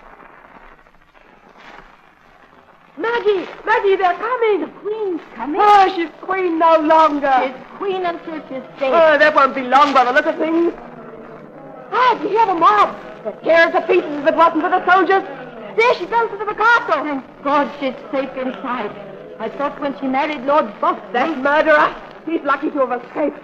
Burn the witch! Burn her! Don't talk like that, Jenny. Burning's too good for her. Didn't she have her poor husband murdered? And didn't she marry the man that did the killing for her? There she is at the window! Burn her! Burn her! No use talking like that. No, why not? They're sending her up to Loch Leven. Where may that be? The loch on the other side of the Firth of Forth. There's a castle on an island in the middle of it. So you can save your breath to cool your parish mistress. But there she'll be safe from you and your life. Your Majesty, Lord Lennox desires audience. Let him come in. Your Majesty. This is an honor, Lord Lennox. I am not favored with much company on my island. I am sent by the Council of Lords, Your Majesty. They demand that you abdicate. I will not desert my throne. Failing that you divorce Lord Bothwell. Divorce the man I love? So that I can be forced to marry one of your friends? Never. There is a third choice, Your Majesty. And what is that? You will be tried for the murder of your late husband, the former Lord Darnley. I had nothing to do with his death. I am afraid few people in Scotland will accept your word for it. A woman who is found guilty of murdering her husband is punished by burning. You wouldn't do that to me, Lennox. I prefer that you abdicate. If you do that, your son will ascend the throne in due course. After he's learned to taste the name of his mother. My poor little James. Perhaps it will help your Majesty to make up your mind when I tell you that I had much difficulty in persuading Lord Lindsay not to settle matters by cutting your Majesty's throat. I see. Very well. Have the papers prepared. I have the papers with me, Your Majesty.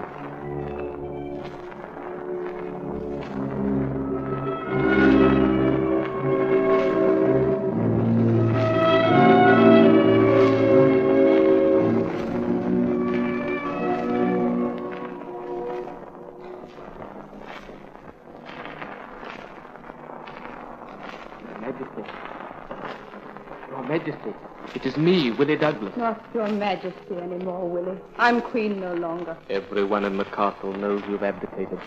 But to me, you will always be queen. Your Majesty's life isn't safe. That's nothing unusual, Willie. There's a band of horsemen gathering on the western shore. You think they've come to kill me? Are you ready to escape tonight? How can I escape? Even if I could get out of the castle, there's still 2 miles of water to cross. My uncle is giving a banquet tonight. In honor of my abdication? Yes. He always carries the keys of the great door in his pocket. If I know anything of the power of the whiskey he drinks, I'll be able to steal his keys by midnight. And then I'll come up here.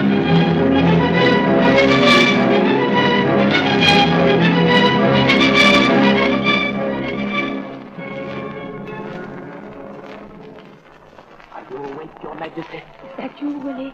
You hear them celebrating in the hall?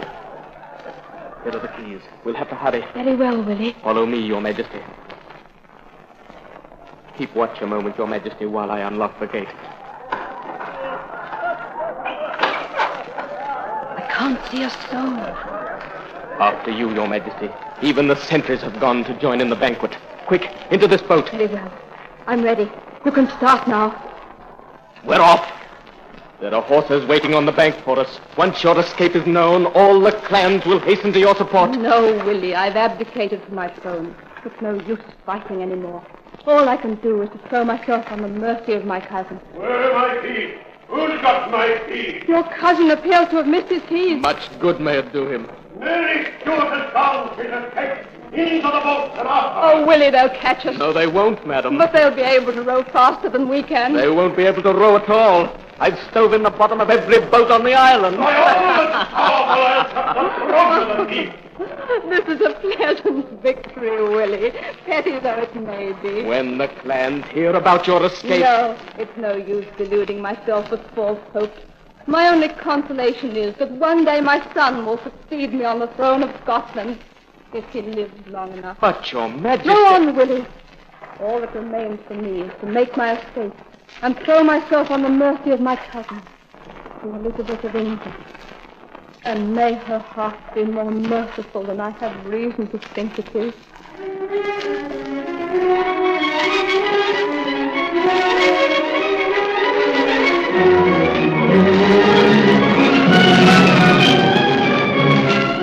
When Queen Mary escaped from the island of Loch Leven, she was 24 years old. She reached England in safety, but the mercy that Queen Elizabeth showed her was to keep her in prison for 20 years before having her beheaded. However, her son not only ascended the throne that she had lost, but as James I was the first king to unite under one rule the kingdoms of both Scotland and England.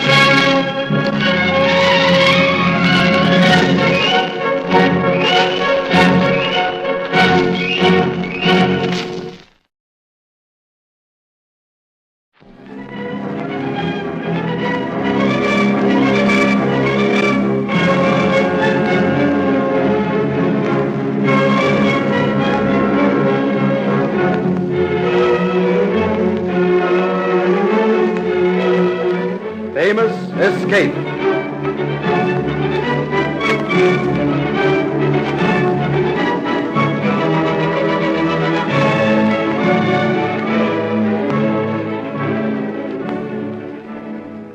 The bushrangers of Australia ranged in type from depraved desperadoes to those who affected the generosity and courtesy of Robin Hood. Among the more brutal gangs must be counted the Keegans. On a fine summer's evening, John Whitehead, a squatter in the Crookwell district, was sitting on the veranda of his homestead with his wife. What a beautiful sunset, John. Yes, my dear. On an evening like this, it's difficult to believe in the existence of crime and violence. I'm afraid there always will be crime and violence while there are men like the Keegans. Thank heavens they're over on the other side of the ranges. I never felt safe while they were in our district. They've never interfered with us. I heard today that the reward on their heads has been increased to £1,000. Oh, excuse me, Mum. Yes, what is it, Elsie? I've put the children to bed, but Master Tom wants to say good night to you. I'll be there in a minute. Who are those men riding up the paddock, John? I don't know. John, they look like... Do you think it could be... Yes, my dear. I'm afraid you're right. Evening all. Bail up. Keep sitting right where you are, Mr. Whitehead. Who are you? What do you want? We're the Keegans, missus. But there won't be no trouble unless you make it yourselves. Joe. Yes, Tom? Go round the back and pick out the 4 best horses. How dare you steal my horses? Go and get 'em, Joe. All right, Tom. I want your horses, Mr. Whitehead, because the police are hot on our track. I hope they catch you. John, please. You do as your missus says and keep your mouth shut, Whitehead. When I leave here, forget you've seen me. Forget I've seen you? Yes, when the police ask you if I've been here. I've got the horses, Tom. 4 beauties. All right, Joe. Come on, Al. Now, Mr. Whitehead, don't you forget what I said about the police. Good night, here's all. Wait a minute, dear. Which way are they going? They're going round behind the bald-headed hill. If they do that, Mr. Whitehead, they'll be able to double back on their tracks. Yes, that's their game. The police must be after them. They'll get back to the road on the Berrimer side of the police. And then they'll make for the Macquarie Rangers. Yes. I'll get my horse and meet the troopers. Oh, John, don't do that. If I warn them in time, they'll be able to double back, too. They'll catch the Keegans in an ambush. John, the Keegans will kill you. No, they won't, my dear. They'll be captured. Remember what they did to the Henrys for informing? Sorry, I can't wait any longer. If you won't think of yourself, think of me and the children. I'm sorry, my dear. But I know my duty as a citizen, and I'm going to do it. Oh, Elsie, it's daylight, and still there's no sign of the master. Oh, never mind, Mum. He'll be all right. No harm can come to him while he's with the police. I wish I felt sure of that. Elsie, I can hear someone riding up. Oh, there he is, Mum. Coming round the corner of the paddock. Yes, it's the master. He's safe. Oh, I'll go look after the children, Mum. Are you all right, John? Of course I'm all right. You look as though you've been up all night. We have, Elsie and I, both of us. Oh, you poor darling. Were you worried about me? Mm. I've been with the police all night. Did you see the Keegans? We nearly ambushed them, but they got away. Was anyone hurt? They shot one of the troopers. Did they see you, John? I'm afraid so. Oh, you won't be safe now. Rot. Do you think I'd let myself be frightened by a pack of cowardly bushrangers? What do you say to some breakfast, old girl? I'm so hungry I could eat a horse.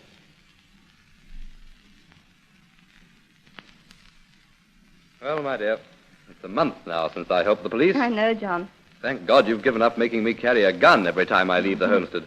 Just a minute, John. Elsie? Elsie? Come in, Mum.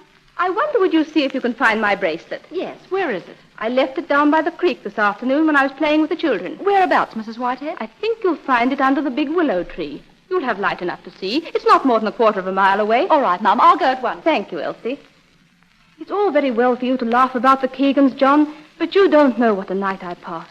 Expecting any minute to hear that you were dead. I'm sorry for laughing at you, my dear.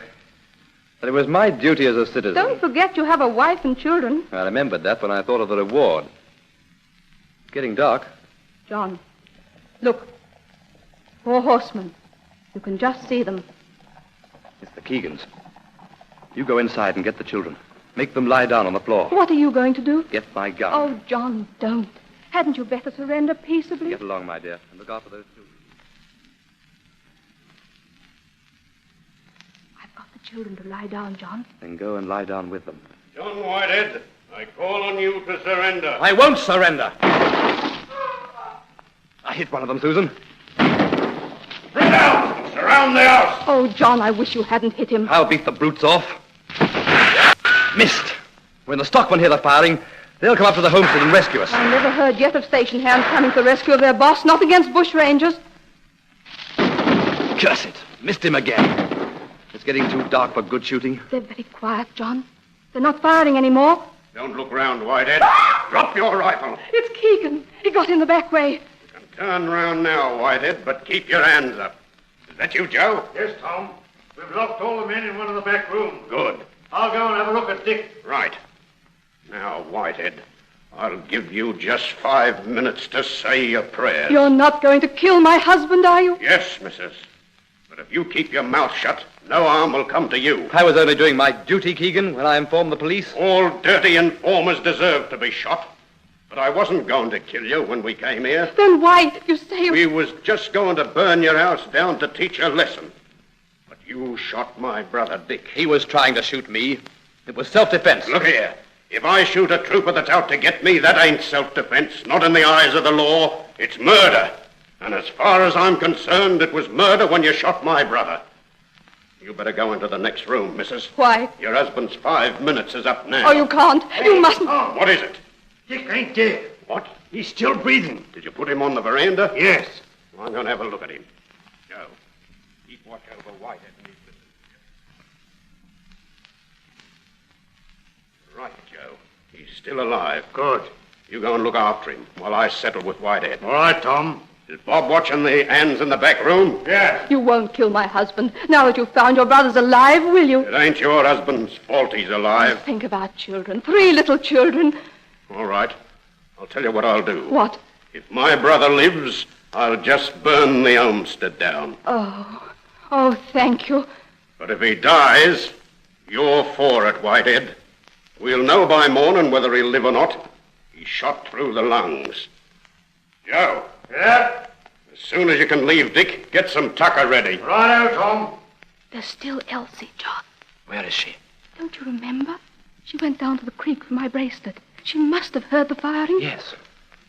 What good will that do? It's 30 miles to the nearest police. She can get a horse at Easton's halfway. She ought to be able to get the police here by dawn. But what if the man doesn't live until dawn? Besides, they may have captured her for all we know. They haven't said anything about it. Hey, you. Stop that chattering there. Keep your hands on the table, both of you. And sit up straight. It's nearly daylight, John. You poor darling. What a night you've had. I don't care what happens to me, so long as you're all right. I wish I knew if Elsie got away. Here comes Joe Keegan. Hey, Tom. Yeah? He's thinking fast. You stay with the prisoners while I have a look at him. Watch out, Tom. I'll look out.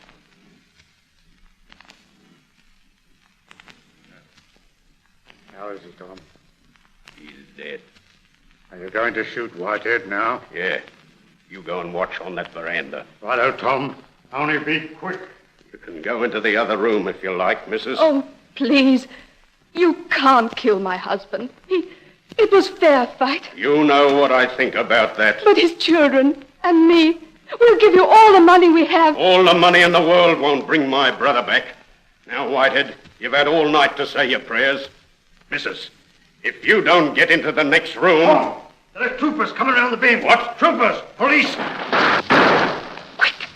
Jump on Keegan while he's looking the other way. Yes. Got it! Pull him over, John! Pull him over! Not him!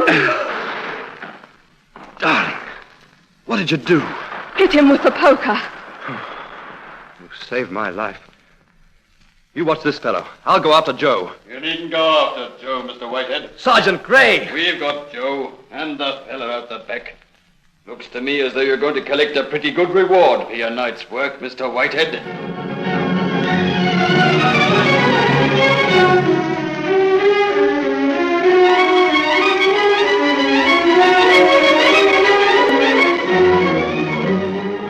So, through the loyalty of his servant Elsie, who fetched the police, and the devotion of his wife, who persuaded the bushrangers to delay killing him, John Whitehead not only escaped death, but gained a large reward into the bargain.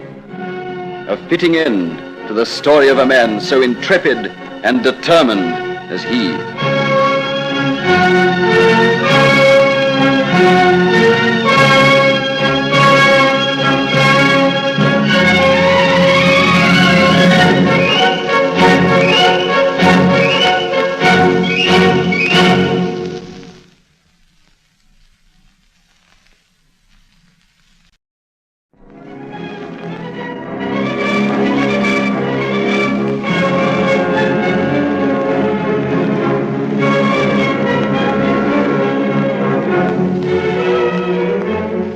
Famous Escapes.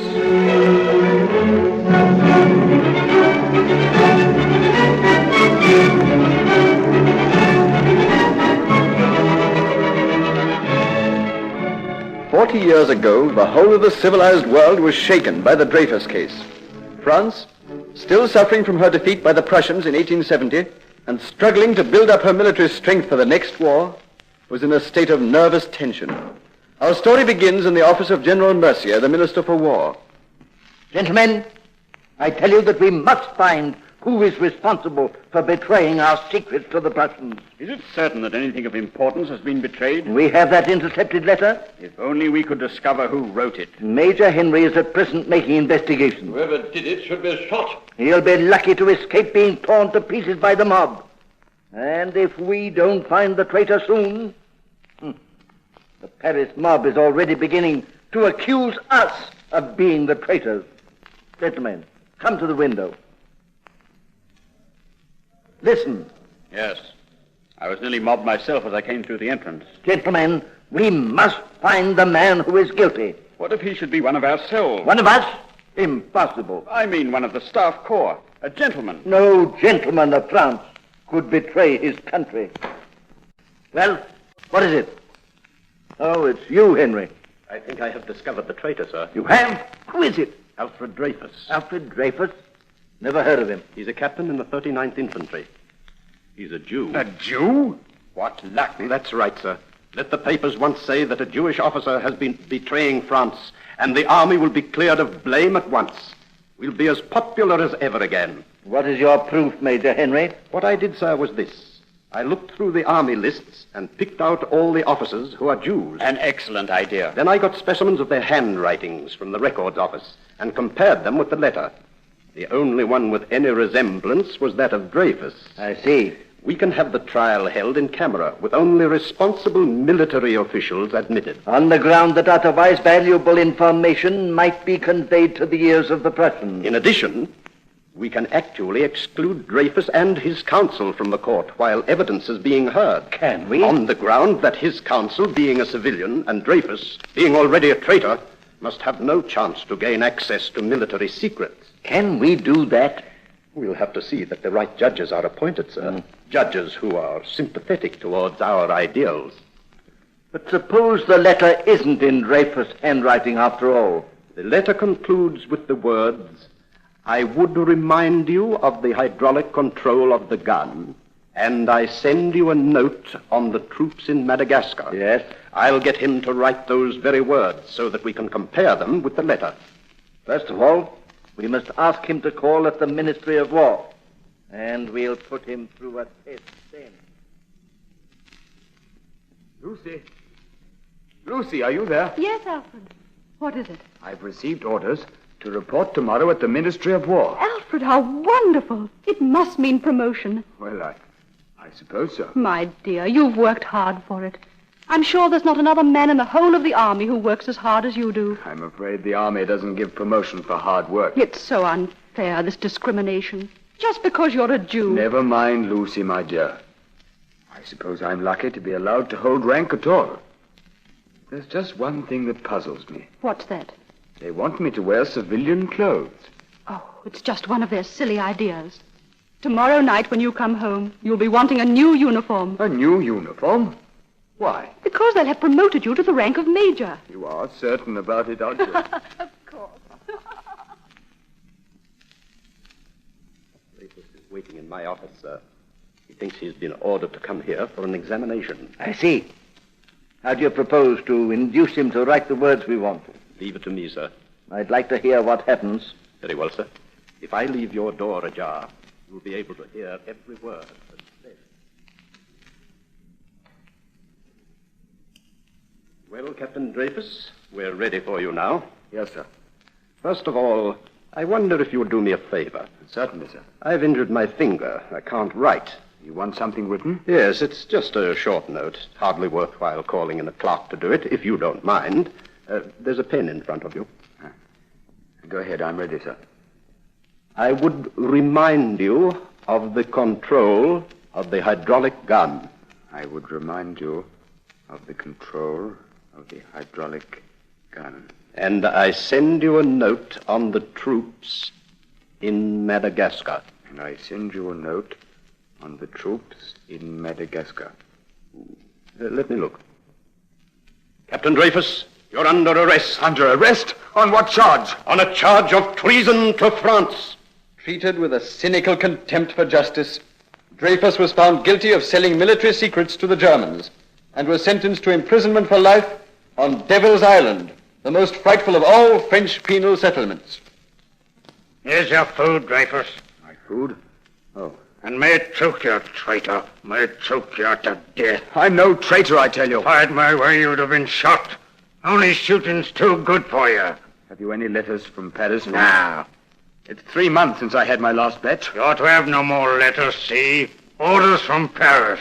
Oh, orders from Paris. And you're not to be allowed to speak to the other convicts in case you might corrupt them. I tell you, someday I'll be proved innocent. Will you, really?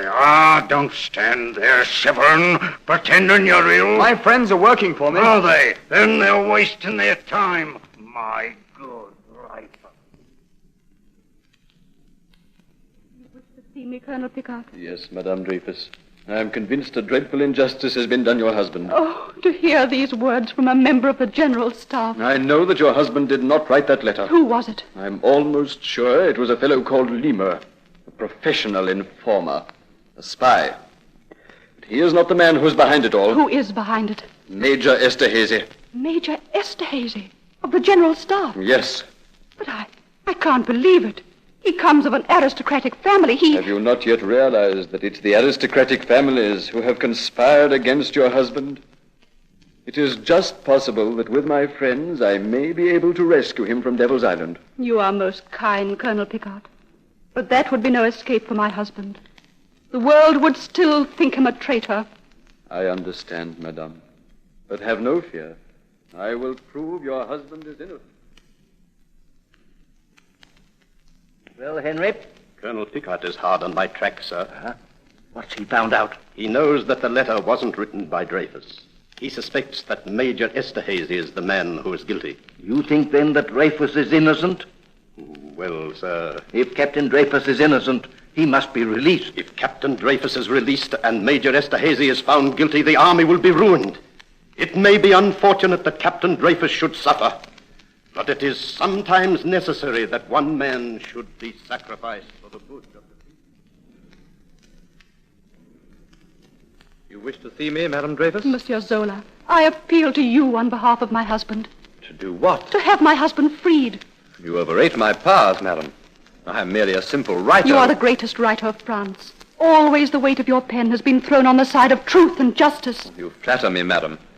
I have long since retired from active participation in politics. Politics? Is that all you can see in this case? For 2 years now, my husband has been at Devil's Island. He is 37, but I am told that he now resembles a man of 60. He is kept in solitary confinement, ill, constantly threatened with death. But that is only his misfortune as an individual. Something more important than my husband is at stake. Even I, his wife, who love him, say that. What is it? Justice and the honor of France. How do I know that what you say is true? Colonel Picard will confirm every word I say. Already he has been to the Minister for War, but the Minister refuses to reopen the case. Very well, madam. I will investigate your husband's case. If I come to the conclusion that he is innocent, I will write articles. I will do all I can to secure his release. I will even make speeches in the streets. Ladies and gentlemen, it is impossible for honest people to read the bill of accusation against Dryfuss without being overcome by indignation. What do they say against him? Dryfuss knows several languages. Crime. He works hard. Crime. No compromising papers are found in his apartment. Crime. He endeavors to learn everything. Crime. He is easily worried. Crime. He is seldom worried. Crime. Ladies and gentlemen, I accuse the Minister for War of having concealed proofs of the innocence of Dryfuss, of having led a campaign to misdirect public opinion and cover up his own sins. I accuse the court-martial of violating all human rights in condemning a prisoner on evidence kept secret from him. But truth is on the march. Yes, truth is on the march, and nothing will stop it. Forced to flee to England to escape the physical violence which was offered him as a result of his speech, Zola continued his campaign from England. He was joined by Georges Clemenceau, afterwards Premier of France, who introduced into the Chamber of Deputies a bill declaring Dryfuss innocent. Mr. President, you have seen the accused Alfred Dryfuss brought back from Devil's Island especially for the purpose, and you have had opportunity to examine the various witnesses in this case. In the minds of all just people, Major Esterhazy is the man who is guilty. But Major Esterhazy has cheated the vengeance of the people. He has committed suicide. Yes, he has committed suicide this afternoon, admitting his guilt. And since it is no longer possible to take vengeance on him, all that remains to be done is to throw out of office those infamous conspirators of the General Staff, and to make reparation to Alfred Dryfuss as best we can for the wrongs he has suffered.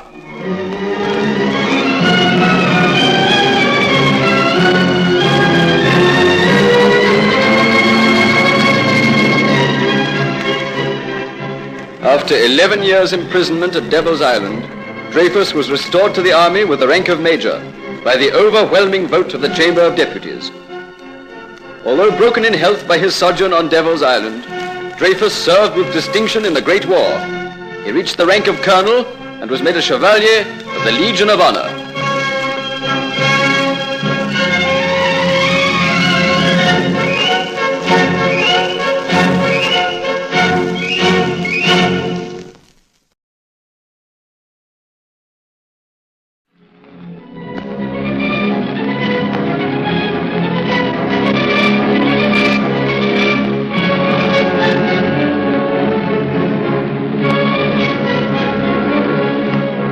Famous escapes.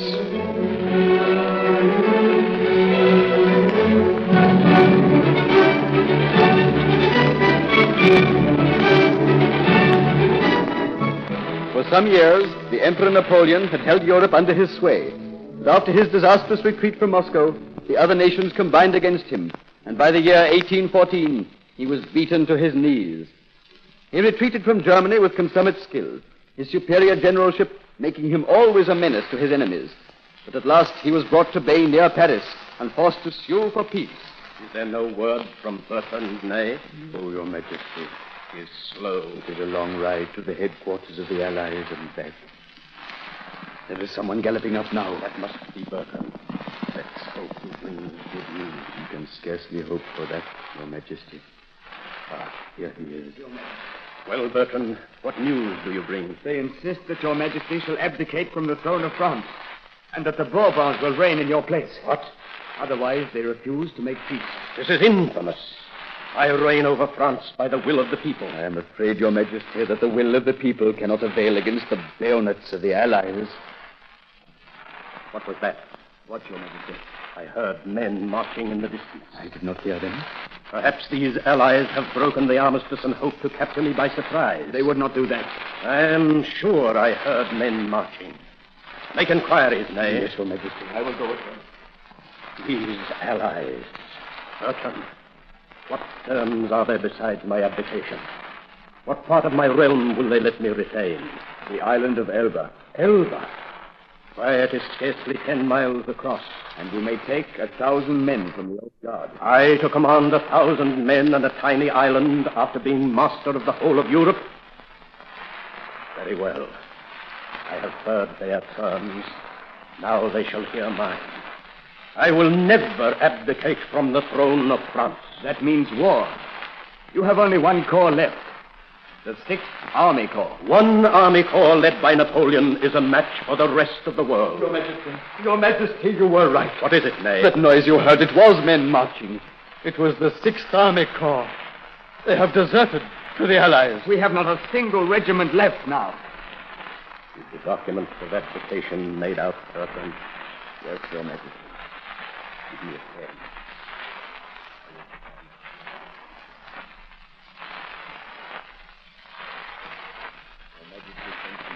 Yes, Bertrand. I wish you to do me a favor. Anything I can do. My wife, the Empress Marie-Louise, has failed to join me here in Elba. The Empress is weak, Bertrand, but I am sure she loves me. I want you to go to Vienna, see the Empress, and persuade her to join me here. With pleasure, Your Majesty. They will deny you admittance, but you must see her at all costs.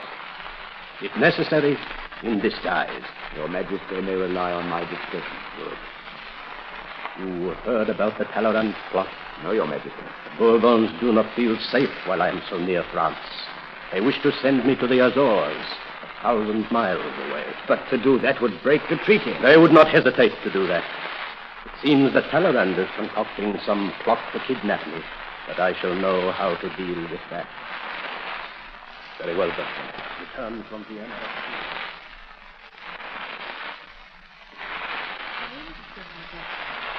He knows who I am. My father's spies are very good. In any case, I should have penetrated your disguise myself. I knew Your Majesty would do that as soon as I gained admittance. What I feared was You feared that you would not be allowed to see me. Yes. My father's advisers thought it best I should see you once and for all. His Majesty directed me to kiss your hand 1,000 times, and to ask that you and his son should join him in Elba. Join the Emperor in that miserable little island? The island is not too small for His Majesty. Quite. The Emperor raised from humble origin. I am the daughter of him. Your Majesty forgets that you are also the wife of an emperor. You will kindly address me with courtesy, or not at all, General Bertrand. Your Majesty, there is not a woman in France who would not be proud to share the Emperor's exile. Let him get some woman of France, then. Perhaps his first wife, the ex-Empress Josephine, will oblige. The ex-Empress Josephine is dead. She died last week.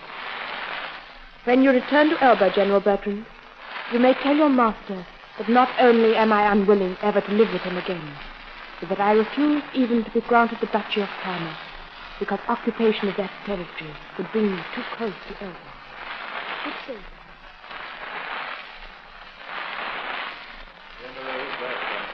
You have ridden fast, Bertrand. I will not forget it. What is the news from Vienna? Did you see Her Majesty? Yes. What did she say? When is she coming?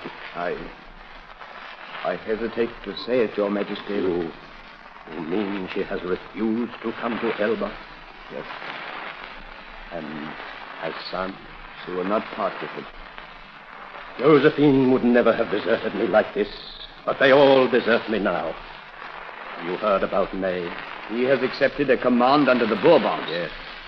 I could never have believed it of Ney, the closest of all my marshals. Dispatch from Paris, Your Majesty. Give it to me. Very well, Bertrand. This makes up my mind. The dispatch from Paris? Yes. It is a report from my friend. In the first place, they say that the Bourbons have no intention of paying me my annuity. That means they have broken the treaty. Yes, the treaty is at an end. I can return to France. But, Your Majesty... What? You will never reach France. The English men of war. We can evade them. And even if you did reach France, you would have to face the whole might of the French army. The soldiers will come over to me. They hate the Bourbons, and they loved me. 9 months ago, they all deserted you. Yes, but now they will have had time to remember me and discover what the Bourbons are like. The Bourbons have learned nothing and forgotten nothing.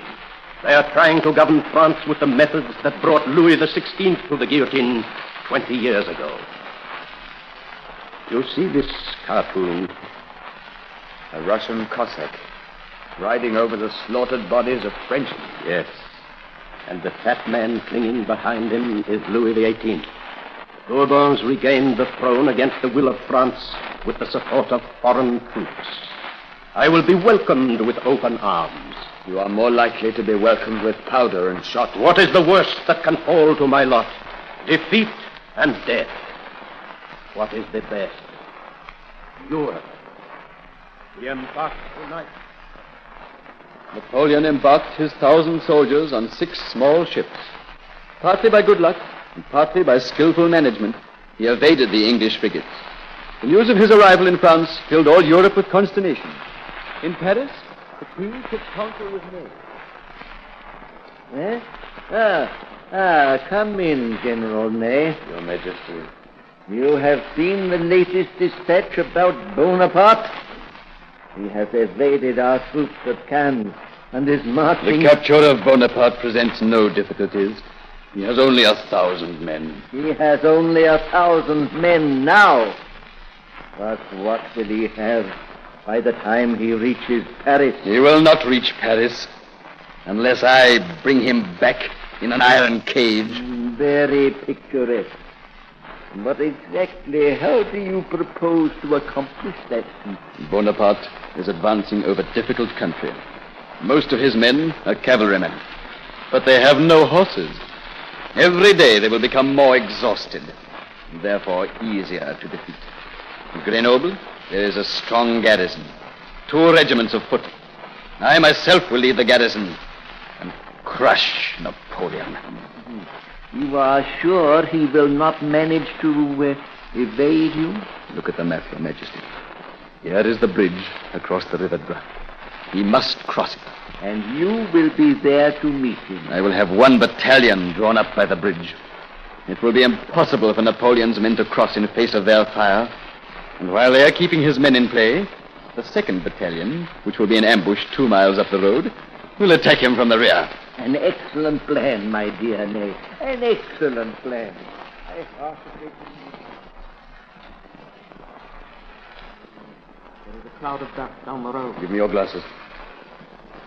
Yes. It is the old guard right in there. Yes, I can see the bears. It is a clever trap, General. As soon as they attack the bridge, our other battalion will fall on them in the rear. Napoleon is far too good a commander to attempt to cross that bridge in the face of your men. He crossed as difficult a bridge as Marengo.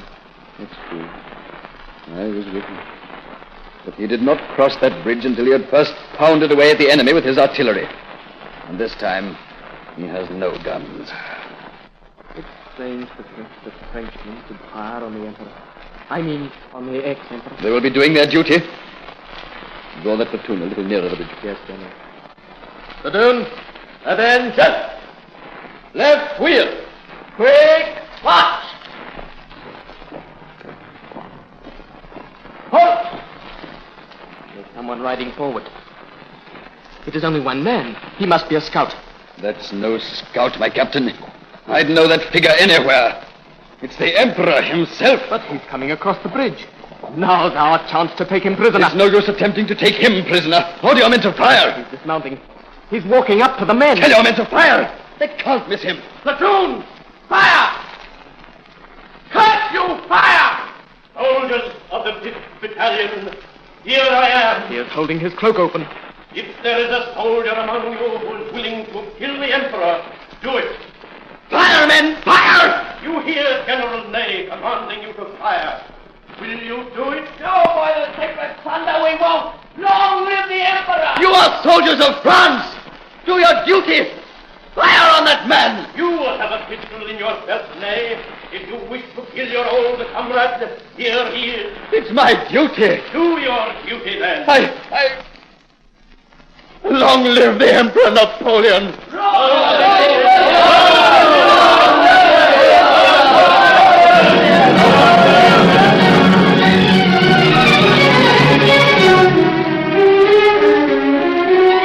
The rest is history.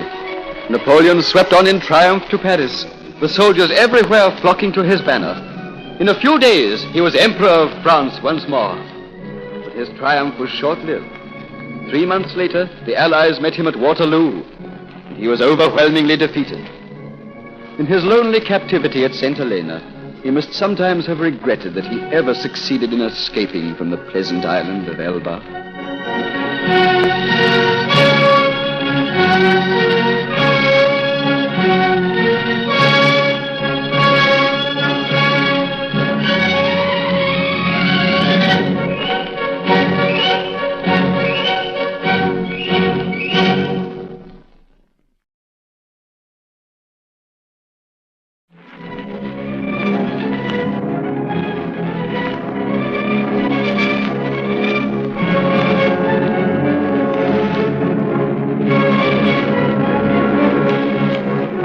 Famous escape.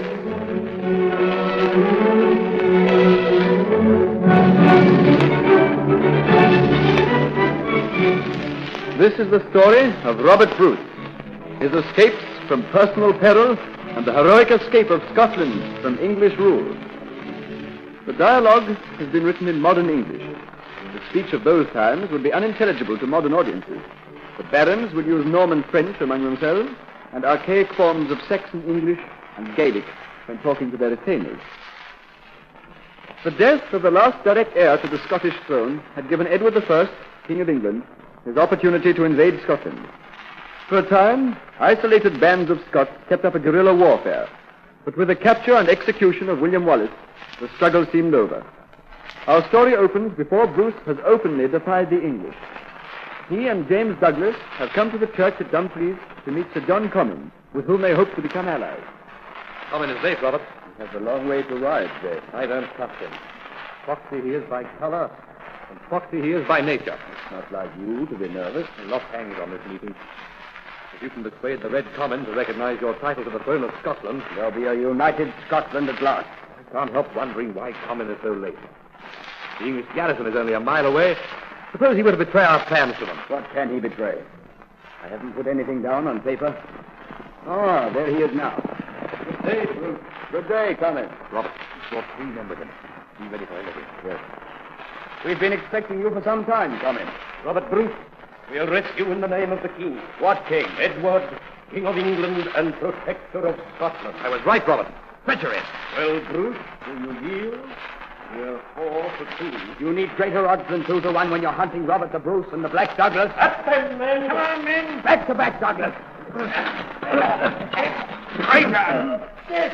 He's dead! The Red Comyn is dead! You've killed him, Robert! Run, men! It's all over! Well, that's that, Robert.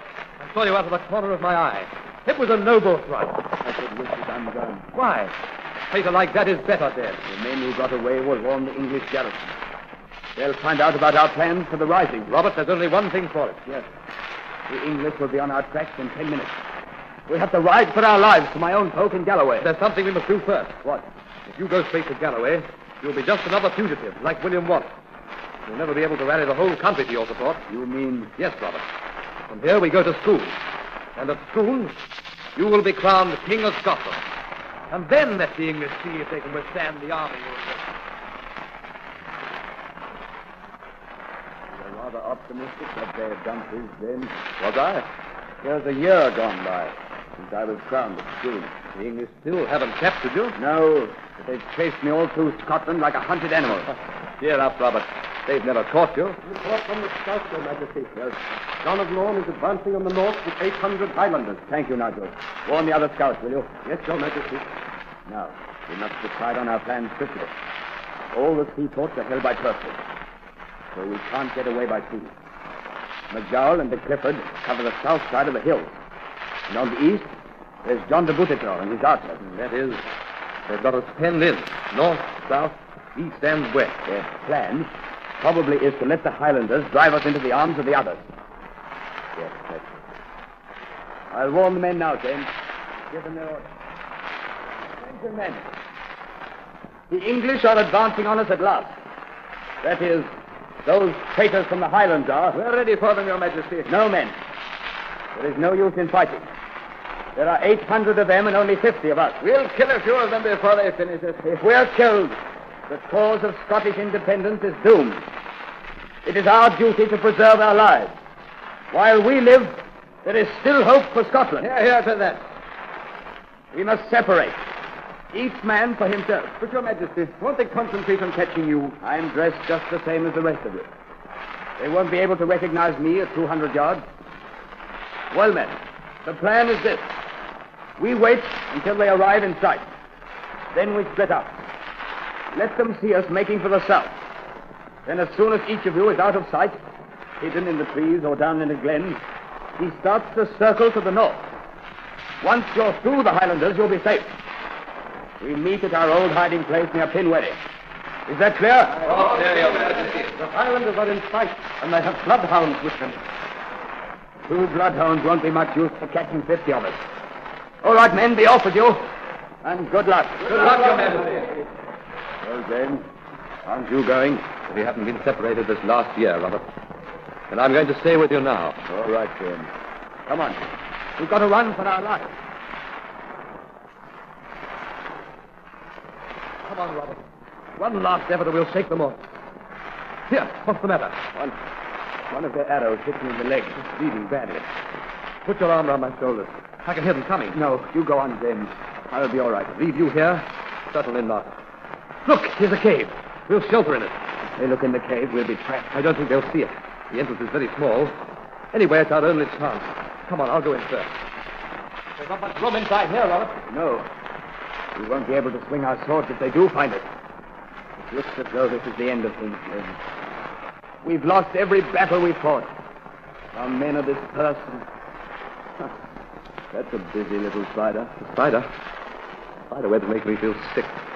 I just managed to avoid it as we came in. Now the spider's closing up the gap. See how she throws the web across? Oh, she's missed. I hear voices, Robert. We were just in time. It's the Highlanders. Have your sword ready. Yes, lady. They might be in here. Oh, they couldn't have done it there. There's a broken of spider's web. Go on, then. Robert, we're saved by a spider. And what's more, James, did you notice how determined that spider was? She kept on trying to fix the web, no matter how often it fell down, if that's what you mean. She tried twice. And twice she failed. But she wasn't daunted. And the third time she succeeded. Well, I'm not going to let myself be beaten by a spider, James. I don't care how many times I fail. I'm going to fight on until either I'm dead or Scotland is free. For the next 8 years, Bruce struggled on. Gradually, the tide of fortune turned. But there still remained the task of recapturing Castle Stirling. And Castle Stirling was thought to be almost impregnable. James, I want you to take a herald and a flag of truce and ask de Mowbray to come to the walls. Yes, Robert. Tell him that if he surrenders, we'll give him and all his men safe conduct back to England. That's a generous offer, Robert. Stirling Castle is so strong that I doubt whether we can ever capture it by direct attack. All right, Robert. I'll go at once. Sir James Douglas will be the commander of Stirling Castle. I want you to surrender, Sir Mowbray. There's been enough blood spilled on both sides, Mowbray. If you surrender, you and your men will have safe conduct back to England. Oh, thank you, Douglas. Long before you can starve out. I'll strike a bargain with you, de Mowbray. If we agree not to attack you in the meantime, will you agree to surrender if you haven't been relieved by next midsummer? Midsummer? That gives us time enough. All right, Douglas. I agree. I've see Mowbray, and I have an inspiration. What? Mowbray will surrender if he hasn't been relieved by next midsummer. And in the meantime, we're not to attack him. James, you're insane. It's the most insulting kind of challenge to the English. They'll gather such a relief army as we'll have no hope of withstanding. We'll have to fight the whole might of England sooner or later, Robert. And this is our best chance. Why? The further we fight them from their base, the better chance we'll have. Normally, we'd have to meet them in the lowlands, where their cavalry would have every advantage. But if they come right up north to Stirling, the advantage will be ours. James, you're right. And now what we've got to do is to muster the strongest army that Scotland can produce. There's the English army, Robert. I've been waiting 10 years for a chance like this, James. It camps in a strong position for the night. It looks strong. It is strong. We can only attack them on one side. The fort makes one side of a triangle, and the bannock the other. And in front, it's a very strong defensive position. And in the morning, they'll come out of it to attack us. No, they won't, James. We've let the English take the offensive for too long. You mean we're going to attack them? We'll attack them tomorrow as soon as it's light. And their position is not strong for defense. The front is so narrow that they can't form up properly. And they haven't room to maneuver inside that triangle. If we can only push them back a few hundred yards, we'll drive them into the Bannockburn. We can do that. But a frontal attack on their archers. Our cavalry will charge the archers in the flank, so that only a quarter of their arrows will be able to take effect. James, the English have been delivered into our hands.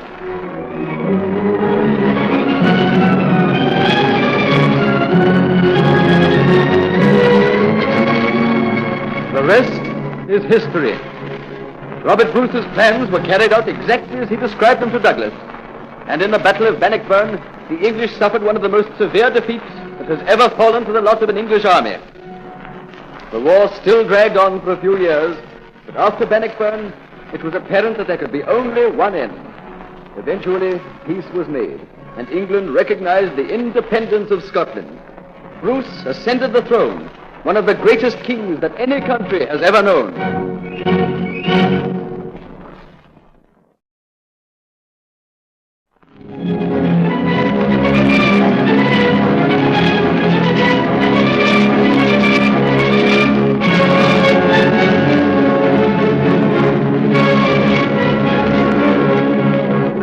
Famous escapes.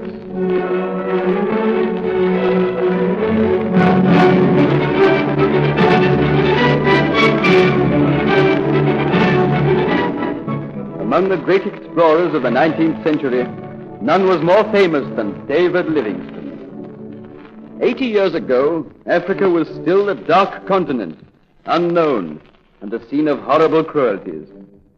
In the dispelling of this darkness, no man played a greater part than Livingston. In 1864, at the height of his fame, he returned to England to recover his health and took advantage of the opportunity to deliver a series of lectures. Ladies and gentlemen, as you will have understood from my description, the continent of Africa is indeed difficult to traverse. Swamp, jungle, fever, starvation, reptiles, beasts of prey, hostile savages. Sooner or later, the traveler is bound to fall a victim to one or another of these. But they are not the greatest of the evils that flourish in Africa. They pale into insignificance beside the slave trade. I have seen inflicted on the victims of the slave traffic such suffering as in a public gathering like this I could not venture to describe. I have seen an infant torn from the arms of its mother and dashed to death because it was an encumbrance on the march. And, ladies and gentlemen, this traffic is not, as you might have imagined, the work of ignorant savages. It is the work of Arabs, supported by a Christian nation. What nation is that? It is Portugal. We missionaries have done what we can, but the evil can only be stopped when it is cut at the root. The remedy is in your hands, ladies and gentlemen. I call upon you to organize yourselves and never to rest until our government has taken steps to remove this blot from our civilization.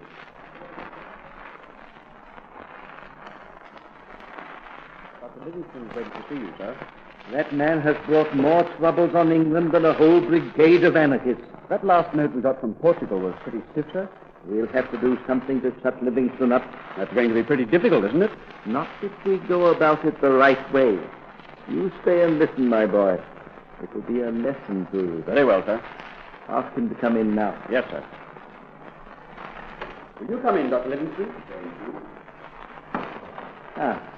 Take a chair, Dr. Livingston. Glad to see you. Thank you, my lord. I've been hearing quite a lot about you lately. Indeed, my lord. I've been talking to the Royal Geographical Society. They want you to go into the interior of Africa again. Yes. They consider it of importance that the source of the Nile should be located. Yes. Fascinating subject, isn't it? The source of the Nile. The government is greatly impressed by your work, Dr. Livingston. We are going to help with the finances of the expedition. I am glad to hear it. The more we know about Africa, the easier I shall find it to take the right steps to put an end to the slave traffic. There is only one way to do that. You must force a direct arrangement with Portugal. Oh, no. We are going to let them think that they're giving up the trade of their own free will. So don't try to force the issue any more than you can help. We want you to start at Zanzibar and work your way inland to Lake Nyassa. From there, head north. I'd like to think it over, my lord. Oh, certainly think it over. Very good of you to call. Good day, Dr. Livingston. Good day, my lord. Good day. Good day, Dr. Livingston. There you are, my boy. You spoke. You're sending him out to Africa again, the very center of the Portuguese slave trade. You couldn't keep him away from Africa and the slaves in any case, my boy. What I have done is to give him something that's going to keep him very busy. You mean exploring? Yes, exploring. You don't understand what that country's like. If he carries out that job in less than 5 years, I shall be surprised.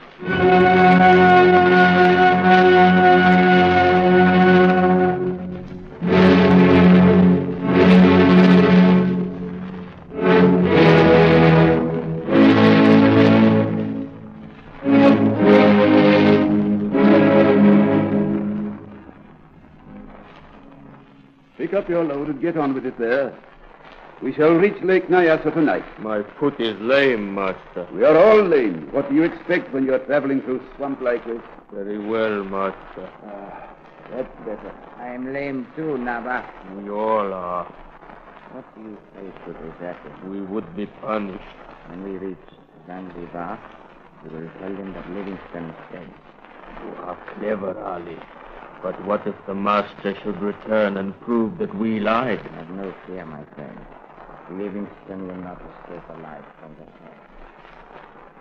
And so, Livingston passed into the interior of Africa, while the deserters brought news that he was dead. All efforts to locate him failed, and for 5 years the civilized world remained in ignorance of his fate.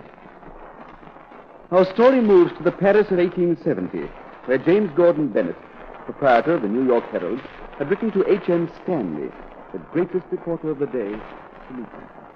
Are you Mr. Bennett? Yes. I'm Stanley. You sent for me. Good. I've read your report often enough. Now, let's get down to business. Where do you think Livingston is? I don't know. Do you think he's alive? No, I don't know. Well, I think he's alive. And I'm going to send you to find him. Me, sir? I've never been to Africa before. I don't care about that. No white man has seen Livingston for 5 years. He's news. But experienced African explorers have failed to find him. He might be anywhere in an area of 400,000 square miles. All of which shows the importance of starting off in the right direction. How do you think a New York policeman picks up a crook from the 4 million other people in the city? I haven't the faintest idea. He first collects all the available clues. And then he uses his intelligence. Now, you will have to do some detective work as well as exploration. It's beginning to look like it. And remember that Livingston is a peculiar kind of fellow. If he's still alive, he may try to hide from us. Why? Oh, you know what these solitary fellows are like. Bit mad, I guess. I don't think Dr. Livingston is the sort of man to lose his reason. Well, maybe not. But when you find him, make sure he's the right man. It'd look kind of funny if you sent a cable you found him and all the time he was 100 miles away. In the meantime, Livingston had reached Lake Tanganyika. He was constantly ill. He was alone, except for his faithful attendants, Susi and Chuma. And the attacks of the natives never ceased. You drink this, master? What is it, Susi? Good drink, master. Frost made from birds. All right. Careful, master. Arab come. No, let him see you sick. Hand me my rifle. That's better. Good day. White man. Good day, my friend. Why are you here? White man. I am here to preach the gospel of the Lord. You are here to stop this slave traffic. Certainly. That is part of my duty as a Christian missionary. Those whom I serve see you must go back. I must do my duty as I see it, my friend. You will regret your obstinacy. Good day. That man, bad man, master. He's a slaver, isn't he? Yes. You come inside hut. We mustn't seem afraid. Duck your head, master. A spear. That was a near thing. The spear nearly hit you, master. That was closer. I'm too weak to fire, Susie. Take my rifle. See if you can't frighten them. Yes, master. Be careful, Susie. Don't hit the poor heathen. Just do your best to frighten them away. Well, Stanley, got any news about Livingston? Nothing definite, Webb. Been cross-examining those Arab traders for weeks. They refuse to help me. Naturally. Most of them are slave traders. But I've got a hunch that Livingston is somewhere near Ujiji on Lake Tanganyika. A hunch, eh? Is that all? It's as good as anything else. Got your porters ready? Yes, nearly 150. Enough to fight the slave dealers if they try to stop us. When are you going to start? Tomorrow. Well, take my tip, Stanley. Watch those porters of yours. If they don't mutiny when you get into the interior, I'll eat my... White man, what do you want? And call me master. Me? Other porters want to go back coast. Silence there. If you have any cause of complaint, tell me, and I'll try to put it right. You go into country of Mazitu. They kill us all. They will not kill you. If you no go back to coast, we go. No, you won't. You agreed to go with me to find Dr. Livingston. Look out, master. Look out for spear. Oh, you would. Now, you boys, I'm sorry I had to shoot that fellow.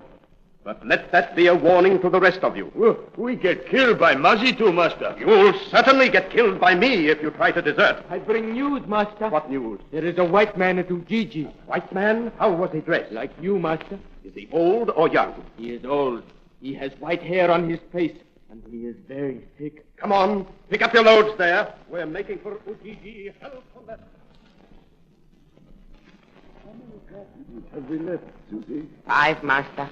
And there is no food. We are lost. No, we're not. While there is life, there's hope. Look, master. A white man approaches with a caravan. You're sure it is a white man? Look, there he is, coming down track. I can't see, Susie. My eyes. He see you, master. He run towards us.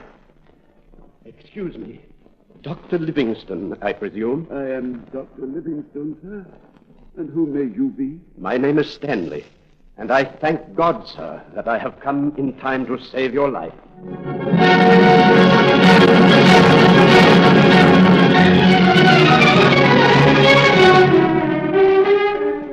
Stanley did indeed save Livingston's life. For a time, the missionary recovered his strength, and the two men completed the exploration of the northern end of Lake Tanganyika. When Livingston died several years later, his bones were carried to the coast by his devoted servants and were interred in Westminster Abbey amid the acclamation of the whole of the civilized world.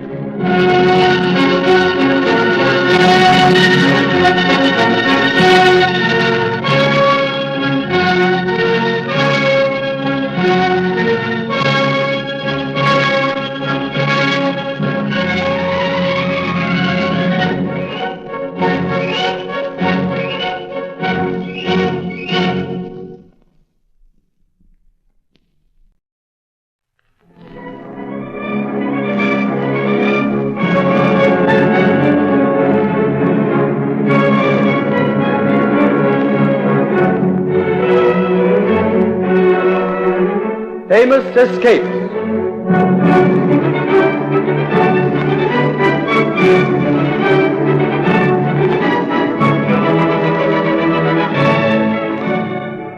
With the capture and execution of King Charles I by Cromwell, it seemed that the Stuarts would never reign in England again. But they never lost hope. The king's eldest son had been sent out of harm's way to France. Undeterred by his father's fate, he determined to make a bid for the throne. In the year 1650, at the age of 20, he landed in Scotland with a small force, was crowned as King Charles II by the Scots, and marched into England. He got as far as Worcester before he encountered Cromwell and his invincible Ironsides. Inspired by the courage of their king, the Royalists fought gallantly, but went down in overwhelming defeat. 2 days later, Charles found himself alone with Captain Careless, one of his officers. Together they made for a farm whose owner, Careless was sure, would be friendly. This is the farm, Your Majesty. I'll knock.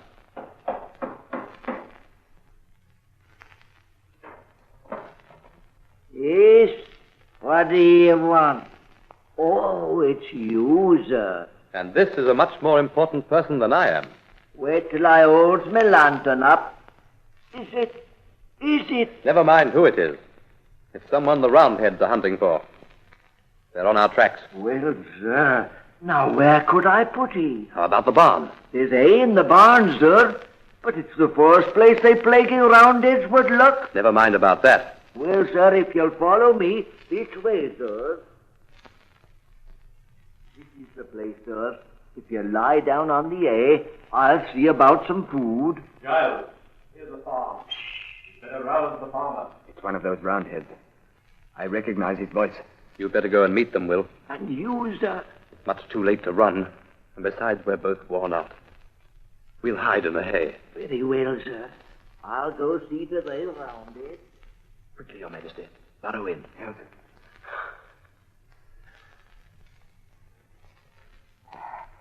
They're bound to look in the hay. It's all we can do. We're properly hidden now. I'm going to sneeze. They'll be here in a minute. I can't help it. The straw tickles my nose. Here they come. This is the barn, sir. You've got a good heap of hay. I uses it for feeding the beasts. It's big enough to hide half a dozen men. I think we'd better pull it to pieces. Oh, sir, if you do that, my wife will be that annoyed, she'll drag the life out of ye.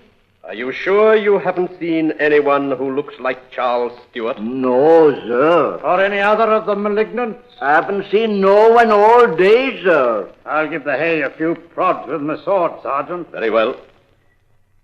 Now, there's no one round this side. No, nor round this side either. Or if there is, he's as full of holes as a colander. All right, then. We'll search your house now, farmer. They didn't stab Your Majesty, did they? No. But they certainly would have, if I hadn't been lying sideways. And you? A slight wound in the leg. But that's of no consequence. I'll bandage it for you. I can't keep the sneeze back any longer. Sneeze away, Your Majesty. They can't hear now. Be you there, sirs? Have they gone, Will? No, sir. They'm in the house. They'm going to stay there all night. We'd better be going then. And has Your Majesty decided in which direction you wish to go? The Roundheads know that I must take refuge in France. Yes? And they'll be expecting me to make for the ports on the east coast. The coast nearest to France. So you're going to travel in the opposite direction, to the west coast? No, that would be too obvious.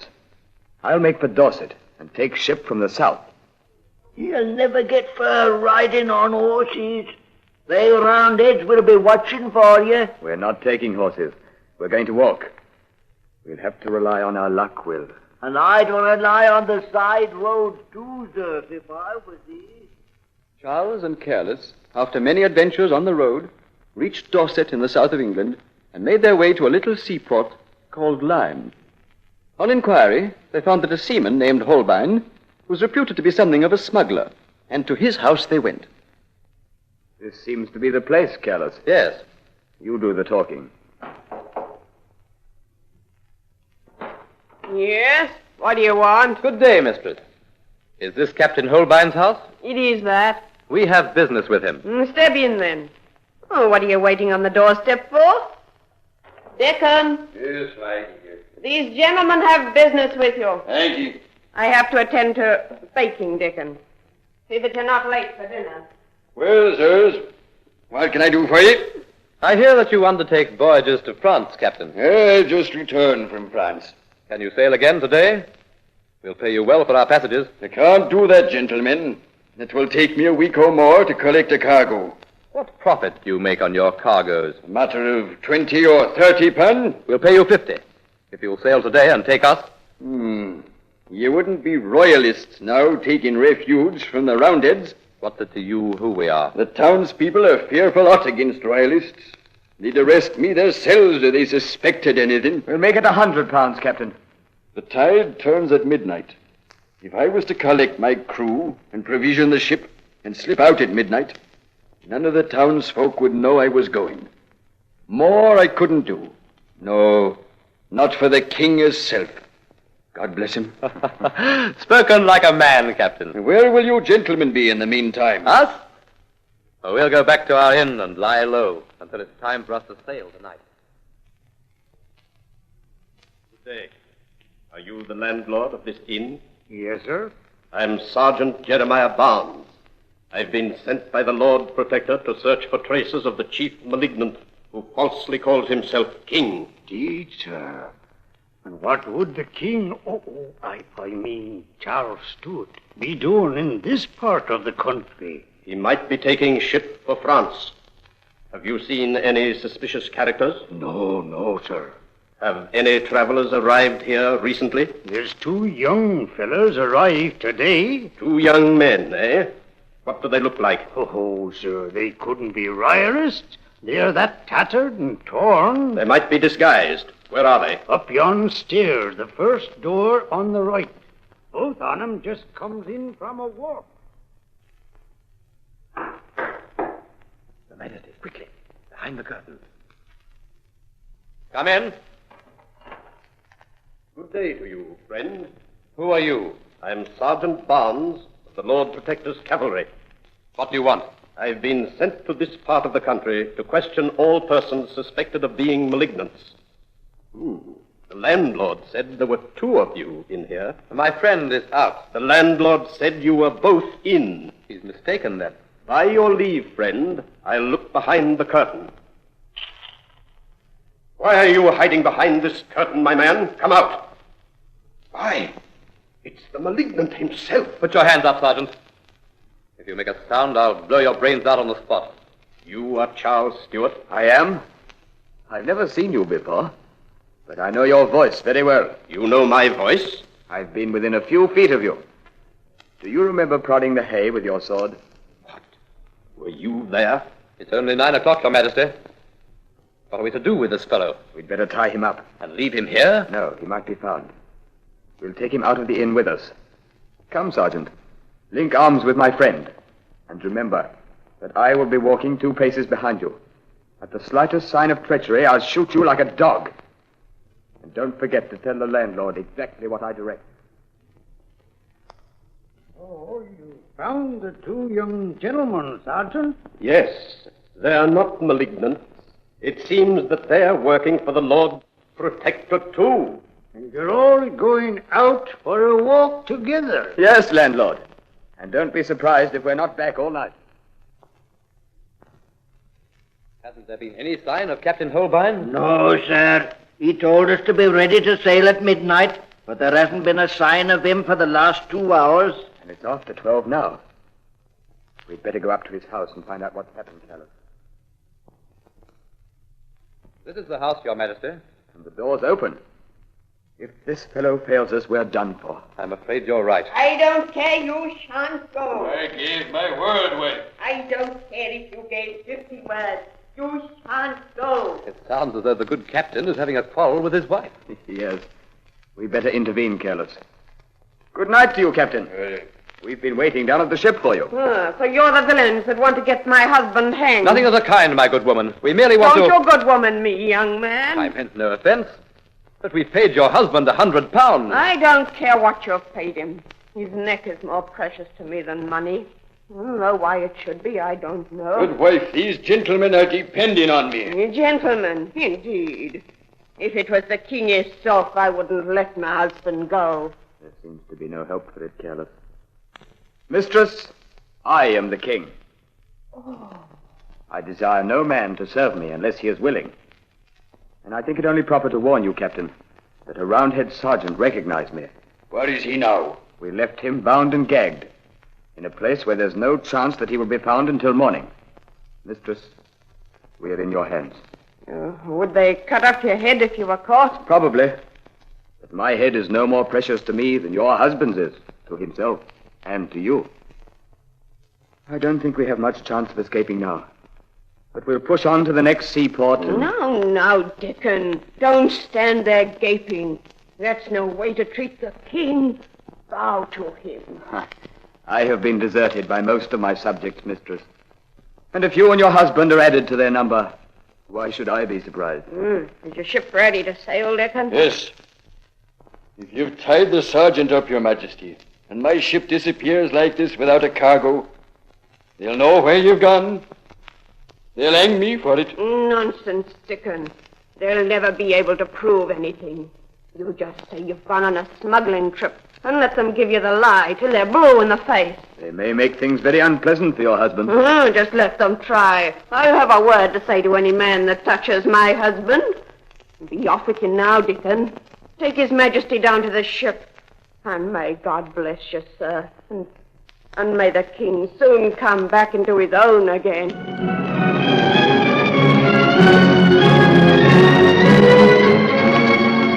The king did reach France safely, and in after years did come into his own again, to be known in history as Charles II, the Merry Monarch. It was one of the most engaging traits of Charles II that he never forgot those who had stood by him in his time of adversity, and Mistress Holbein and her husband never regretted the time when they helped to save the king's life.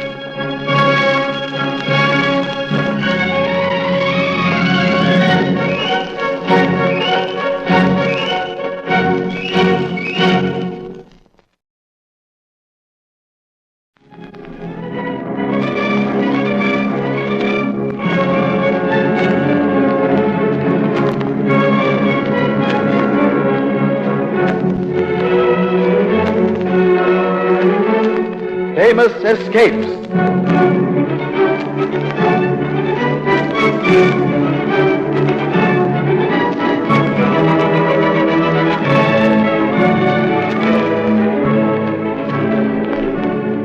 Although it was with the will of the people that William and Mary came to the throne of England after the deposition of James II, the Hanoverian kings never felt secure while a direct descendant of the House of Stuart remained alive.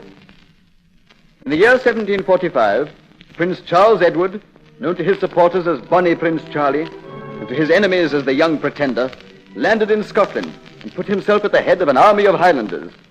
For a time, success followed success, and he marched on London, getting as far south as Manchester before being forced to retreat. Finally, he was worsted at the Battle of Culloden by a greatly superior English army under the Duke of Cumberland.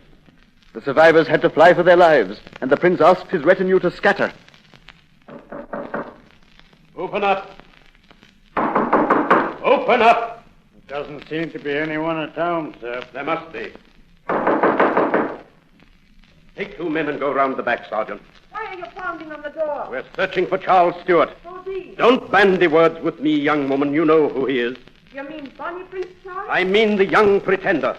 And there's a reward of £30,000 for him, dead or alive. £30,000? That's a big sum. We're going to search your house. I'll open the door for you. There you are, Captain. Go in and look, and I'll be getting back to Macau. Your Highness. That's the soldiers, Letty. Yes, Your Highness. They're searching the house. Quick, out the back of the cowshed. Where do you want me to go? The little slab of rock beyond. If you lie on that, they'll never think of searching it. It sounds as though they're settling down here for the night. Yes, you have to make a move as soon as it's dark. But be careful. There's a reward of £30,000 for you. That's a lot of money to a poor Highlander. Oh, you needn't be afraid. Any man in all the Highlands would betray you. Now there's a lot of foreign. Are you in there, Donald? Who's It's me, Charles Edward. Oh, Your Highness, there's been that fear. There's a price on your head. I know. I've been walking all night. Have you got any food? Come in, Your Highness. We've been consoling ourselves with a wee drop a while. You know Angus MacLeod and Clooney Macpherson. Of course. Here's a glass of punch for your Highness. My friends, if ever I find myself at St. James's Palace, I shall reserve one night a year for you Highlanders. And the punch bowl will never run dry. Well, that's all very well, Your Highness. But we've got to get you away from here. You're no safe on the mainland. Oh, that's true. There's redcoats everywhere. All's not yet lost. While I have friends in the Highlands, there's still hope that I may gain the throne. I'm afraid there's a small chance of that, Your Highness. The Highlands have done all they can. If the redcoats take you, they'll show you no mercy any more than they've shown the rest of us. You'll be hung, drawn, and quartered. Or perhaps they'll stab His Highness on the spot and say he resisted arrest. What we've got to do is to get Your Highness over to the island of Skye. There's no so many redcoats there. How can I reach Skye? The waters are all patrolled by men of war. There's a thought I've had, Your Highness. There's a girl named Flora MacDonald, not 2 miles away. She's known far and wide for her wisdom. She'll think of a plan if anyone. Your Highness, I've brought the young lady. So, this is Flora MacDonald. Yes, Your Highness. You are as beautiful as your name. Your Highness is in peril. What can I do to help you? They say I must go over to Skye. But there are warships guarding the seas. And we cannot think of a plan to get past them. I have it, Your Highness. What? You have a bonny face.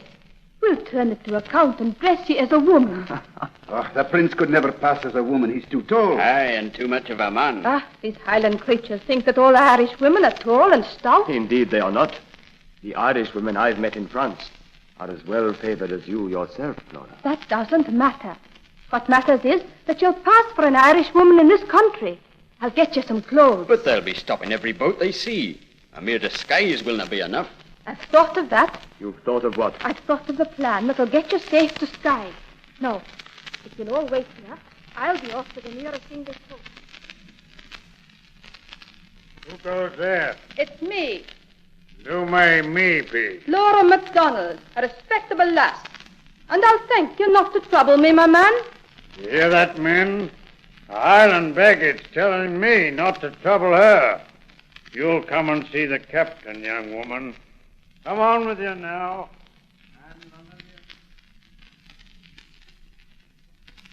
I've just arrested a young woman, sir. Here she is. What's your name? I'm Flora MacDonald. Where do you live? I live with my father on the island of Skye. He's MacDonald of the Isles. When I get back to him, I'll tell him I've been insulted by the Redcoats. Who's been insulting you? The sergeant here. He arrested me. You're not under arrest. You were brought here so that we could see who you are. It's an insult to a respectable lass to be brought into a room full of redcoats. My father has influence with the Duke of Argyll.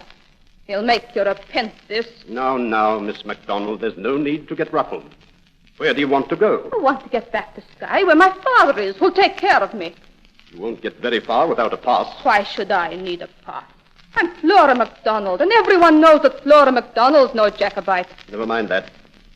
Pass will save you a lot of trouble, young lady. Sergeant, make out a pass for Miss Flora MacDonald. Very good, sir. You're not traveling alone through this troubled country, surely? No. I'm traveling with my maid, Betty Burke. All right. Include Betty Burke in the pass, Sergeant. Miss Flora MacDonald and Betty Burke, her maid, to be allowed.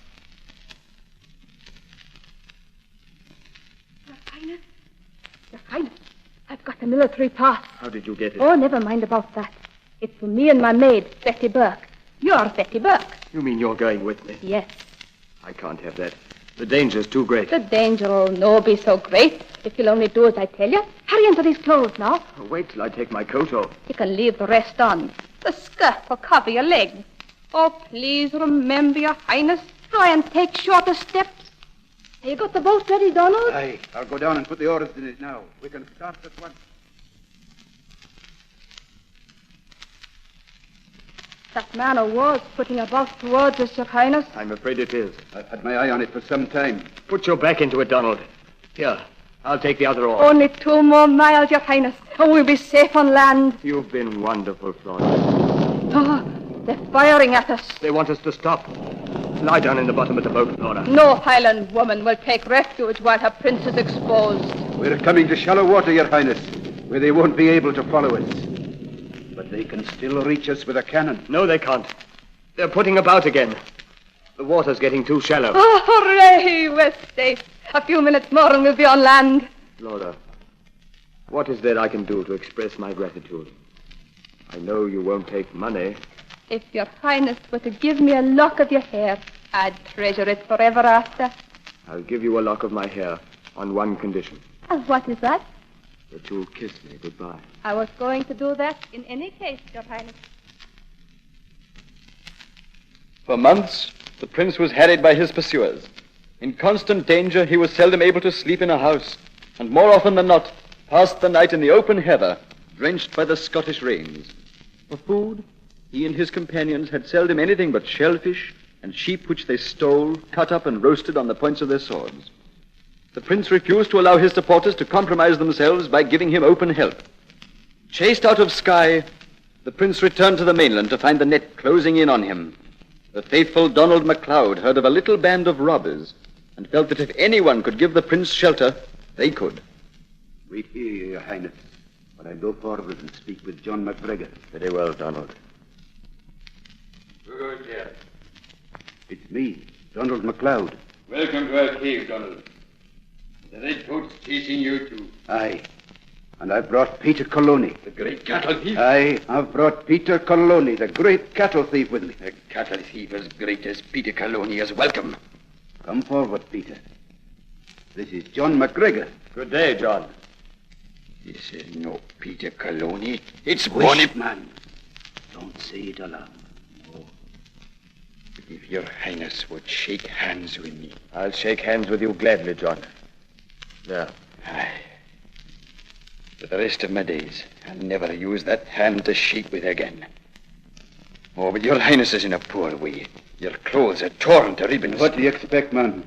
It's lucky we ought to have any clothes at all after the way we've been chased through the hills. Well, we can soon remedy that. How? There's a redcoat officer and his men in a house 3 miles down the road. We'll pay a call and steal his shirts and his boots for the prince. Aye. And in the meantime, Your Highness, you stay close to the cave. There's a great reward on your head. For some weeks, the prince dwelt with the 7 cattle thieves, until a French ship arrived in the same loch where 18 months earlier he had landed with such high hopes. The prince himself wanted to stay on and fight, but his followers persuaded him that further resistance was useless, and it would only expose the clansmen to further revenge on the part of the English. Our story ends with the prince standing beside the boat that was to take him out to the French ship. Highlanders, kinsmen, friends, I am leaving Scotland. But no for long, Your Highness. For no longer than need be. As soon as the French will give me arms and men, I will return. We need no men, Your Highness. We Scots will provide all that's needed in that way. What I do want is someone who will remain behind in Scotland to keep an eye on things for me. I'll do that, Your Highness. No, John. I want a man who will be able to keep himself safe while he's doing it. That man is myself, Your Highness. If you'll do it, Clooney. I'm the only man of all that has the right snug retreat prepared. The Clan Macpherson will spy out the length and breadth of Scotland for me. Thank you, Clooney. I thank you, one and all, from the bottom of my heart. Remember that when the king comes into his own again, there's none of you will be forgotten. Begin the lament, Piper.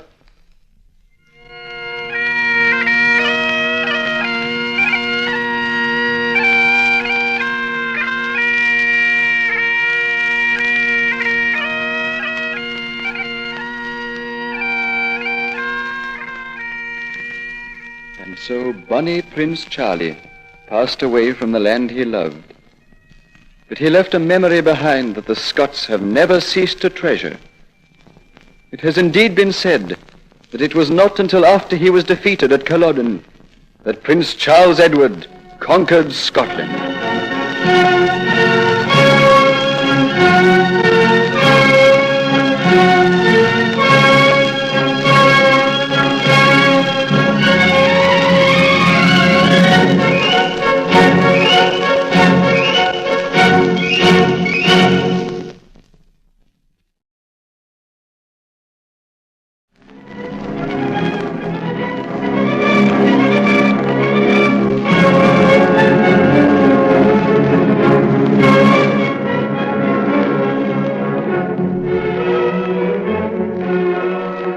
famous escapes.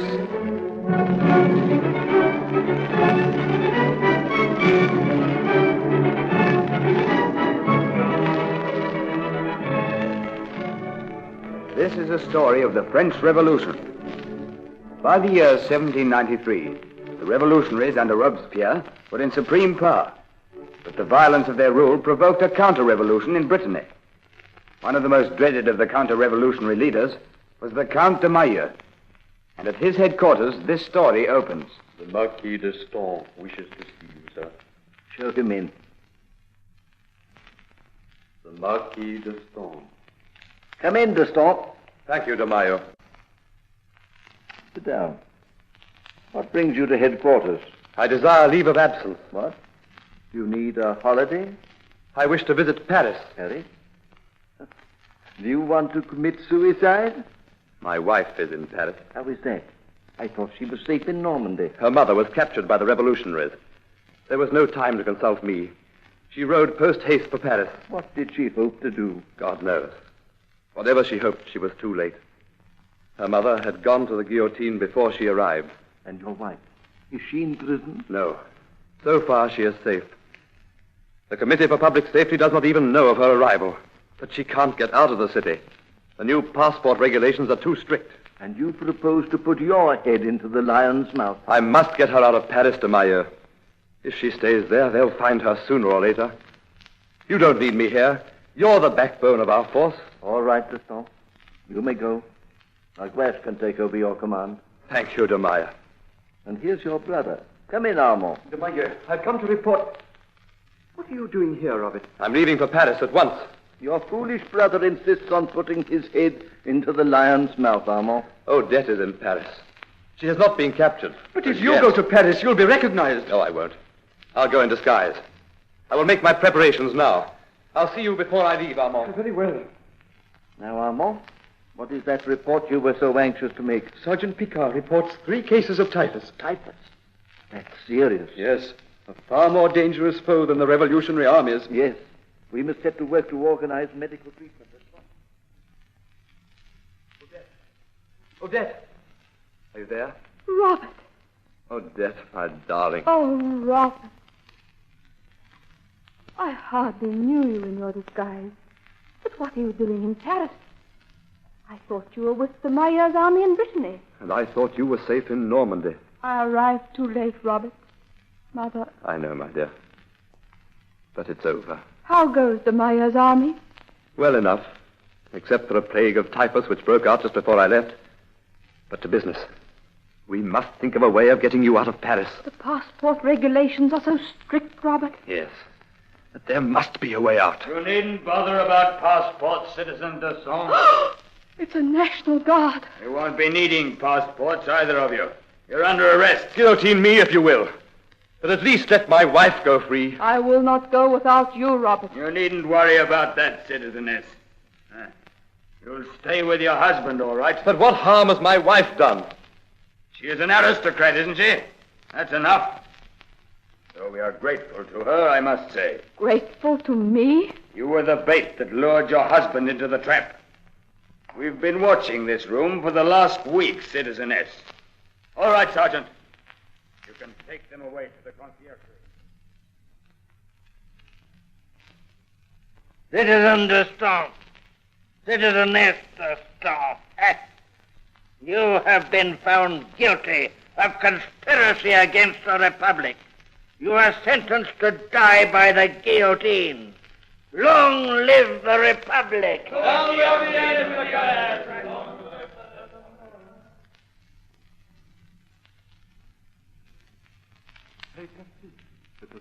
Thank you, Citizen Robespierre. You are Armand d'Estaing, former Count d'Estaing. Yes. You are a brother of the former Marquis, Robert d'Estaing, who, with his wife, was last week condemned to the guillotine. Yes. You have been serving with the counter-revolutionary army of the Maillot in La Vendée. I have.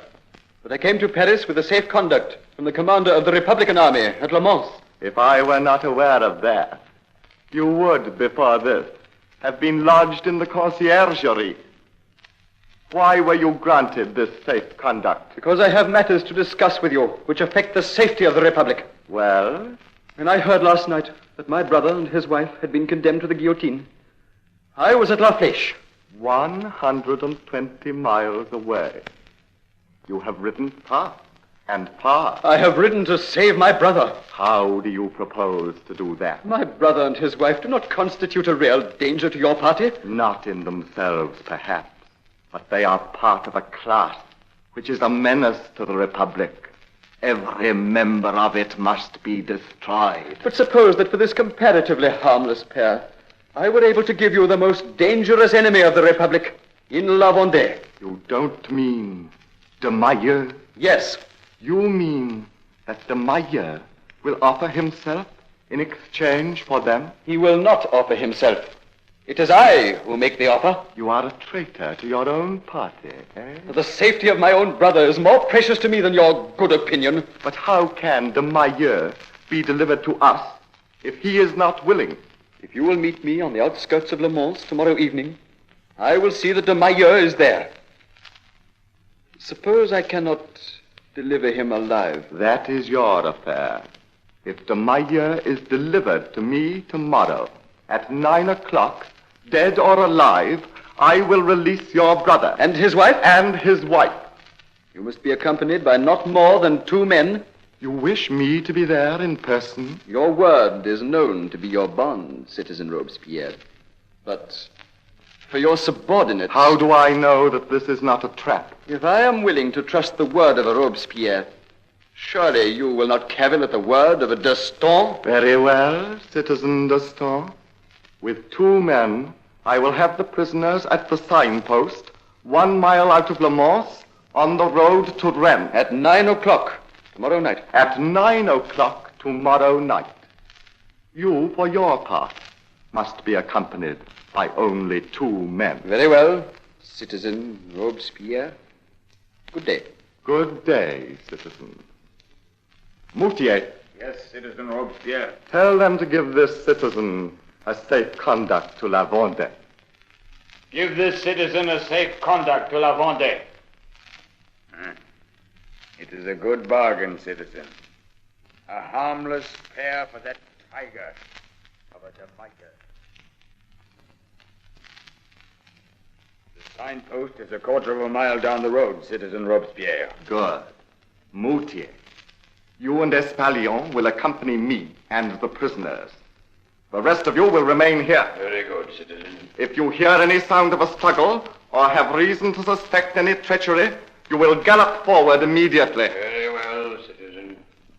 Why have we been brought here, Robespierre? You will learn in due course.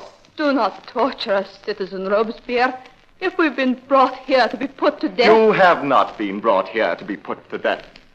Are the prisoners tied to their saddles, Moutier? Yes, citizen. They won't get away. Good. Moutier, I will ride first. You and Espalion will follow with the prisoners. Very well, citizen. Forward!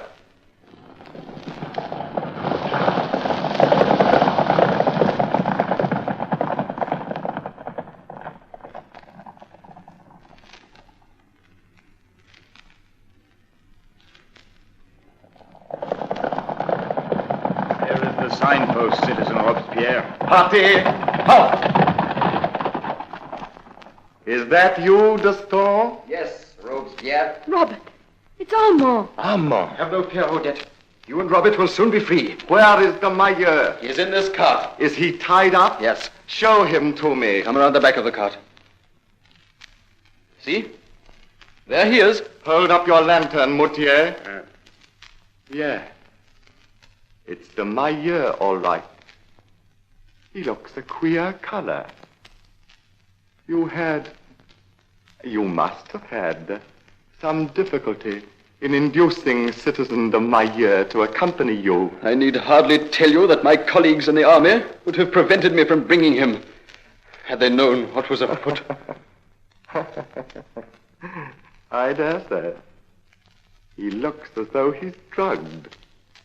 Did you drug him, D'Estaing? What does it matter to you whether he's drugged or not? There he is. That is very true. Now, Carry out your part of the bargain. Robespierre always keeps his word. Cut the prisoners free, Moutier. Very well, citizen. Yeah. They're free now. Ride on, D'Estaing. You have half an hour's grace before any attempt will be made to recapture you. Come, Robert, and you, Odette, ride. But what has happened? Have you exchanged us for de Maillot? There's no time for talk. Robespierre might change his mind. Ride on. Ride like the wind.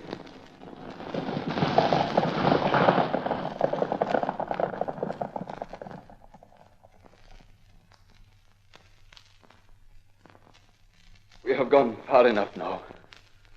We can rest in this hut until morning. But Armand, I do not understand. Even to save my life and that of Odette. Surely you would not betray de Maillot to the Republicans? It is simple. You remember that an epidemic of typhus had just begun when you left our camp. Yes. I heard that you and Odette had been sentenced to the guillotine, and I was in despair. Then I had an idea. What was it, Armand? I rode to Paris and offered to exchange de Maillot for the pair of you. That's what I don't understand. De Maillot was dead. He had died of the typhus. No wonder Robespierre thought he looked a queer color. I arranged that the exchange should take place at night, so that they could not examine him closely. But then, you broke your word to Robespierre. I did not break my word. He agreed to accept de Maillot, alive or dead. He has him dead. So long as you feel comfortable about it. Where do we go now? Back to the camp? No, Robert. With the death of de Maillot, our army has dispersed. The resistance in La Vendée is at an end, then? Yes. We make for England and safety. In England, we will be able to begin our lives afresh and build up what the revolution has destroyed for us in France.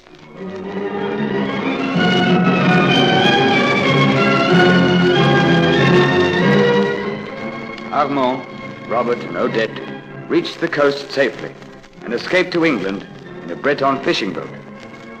There they settled down to the happy and useful lives which were impossible for them in the France of that time.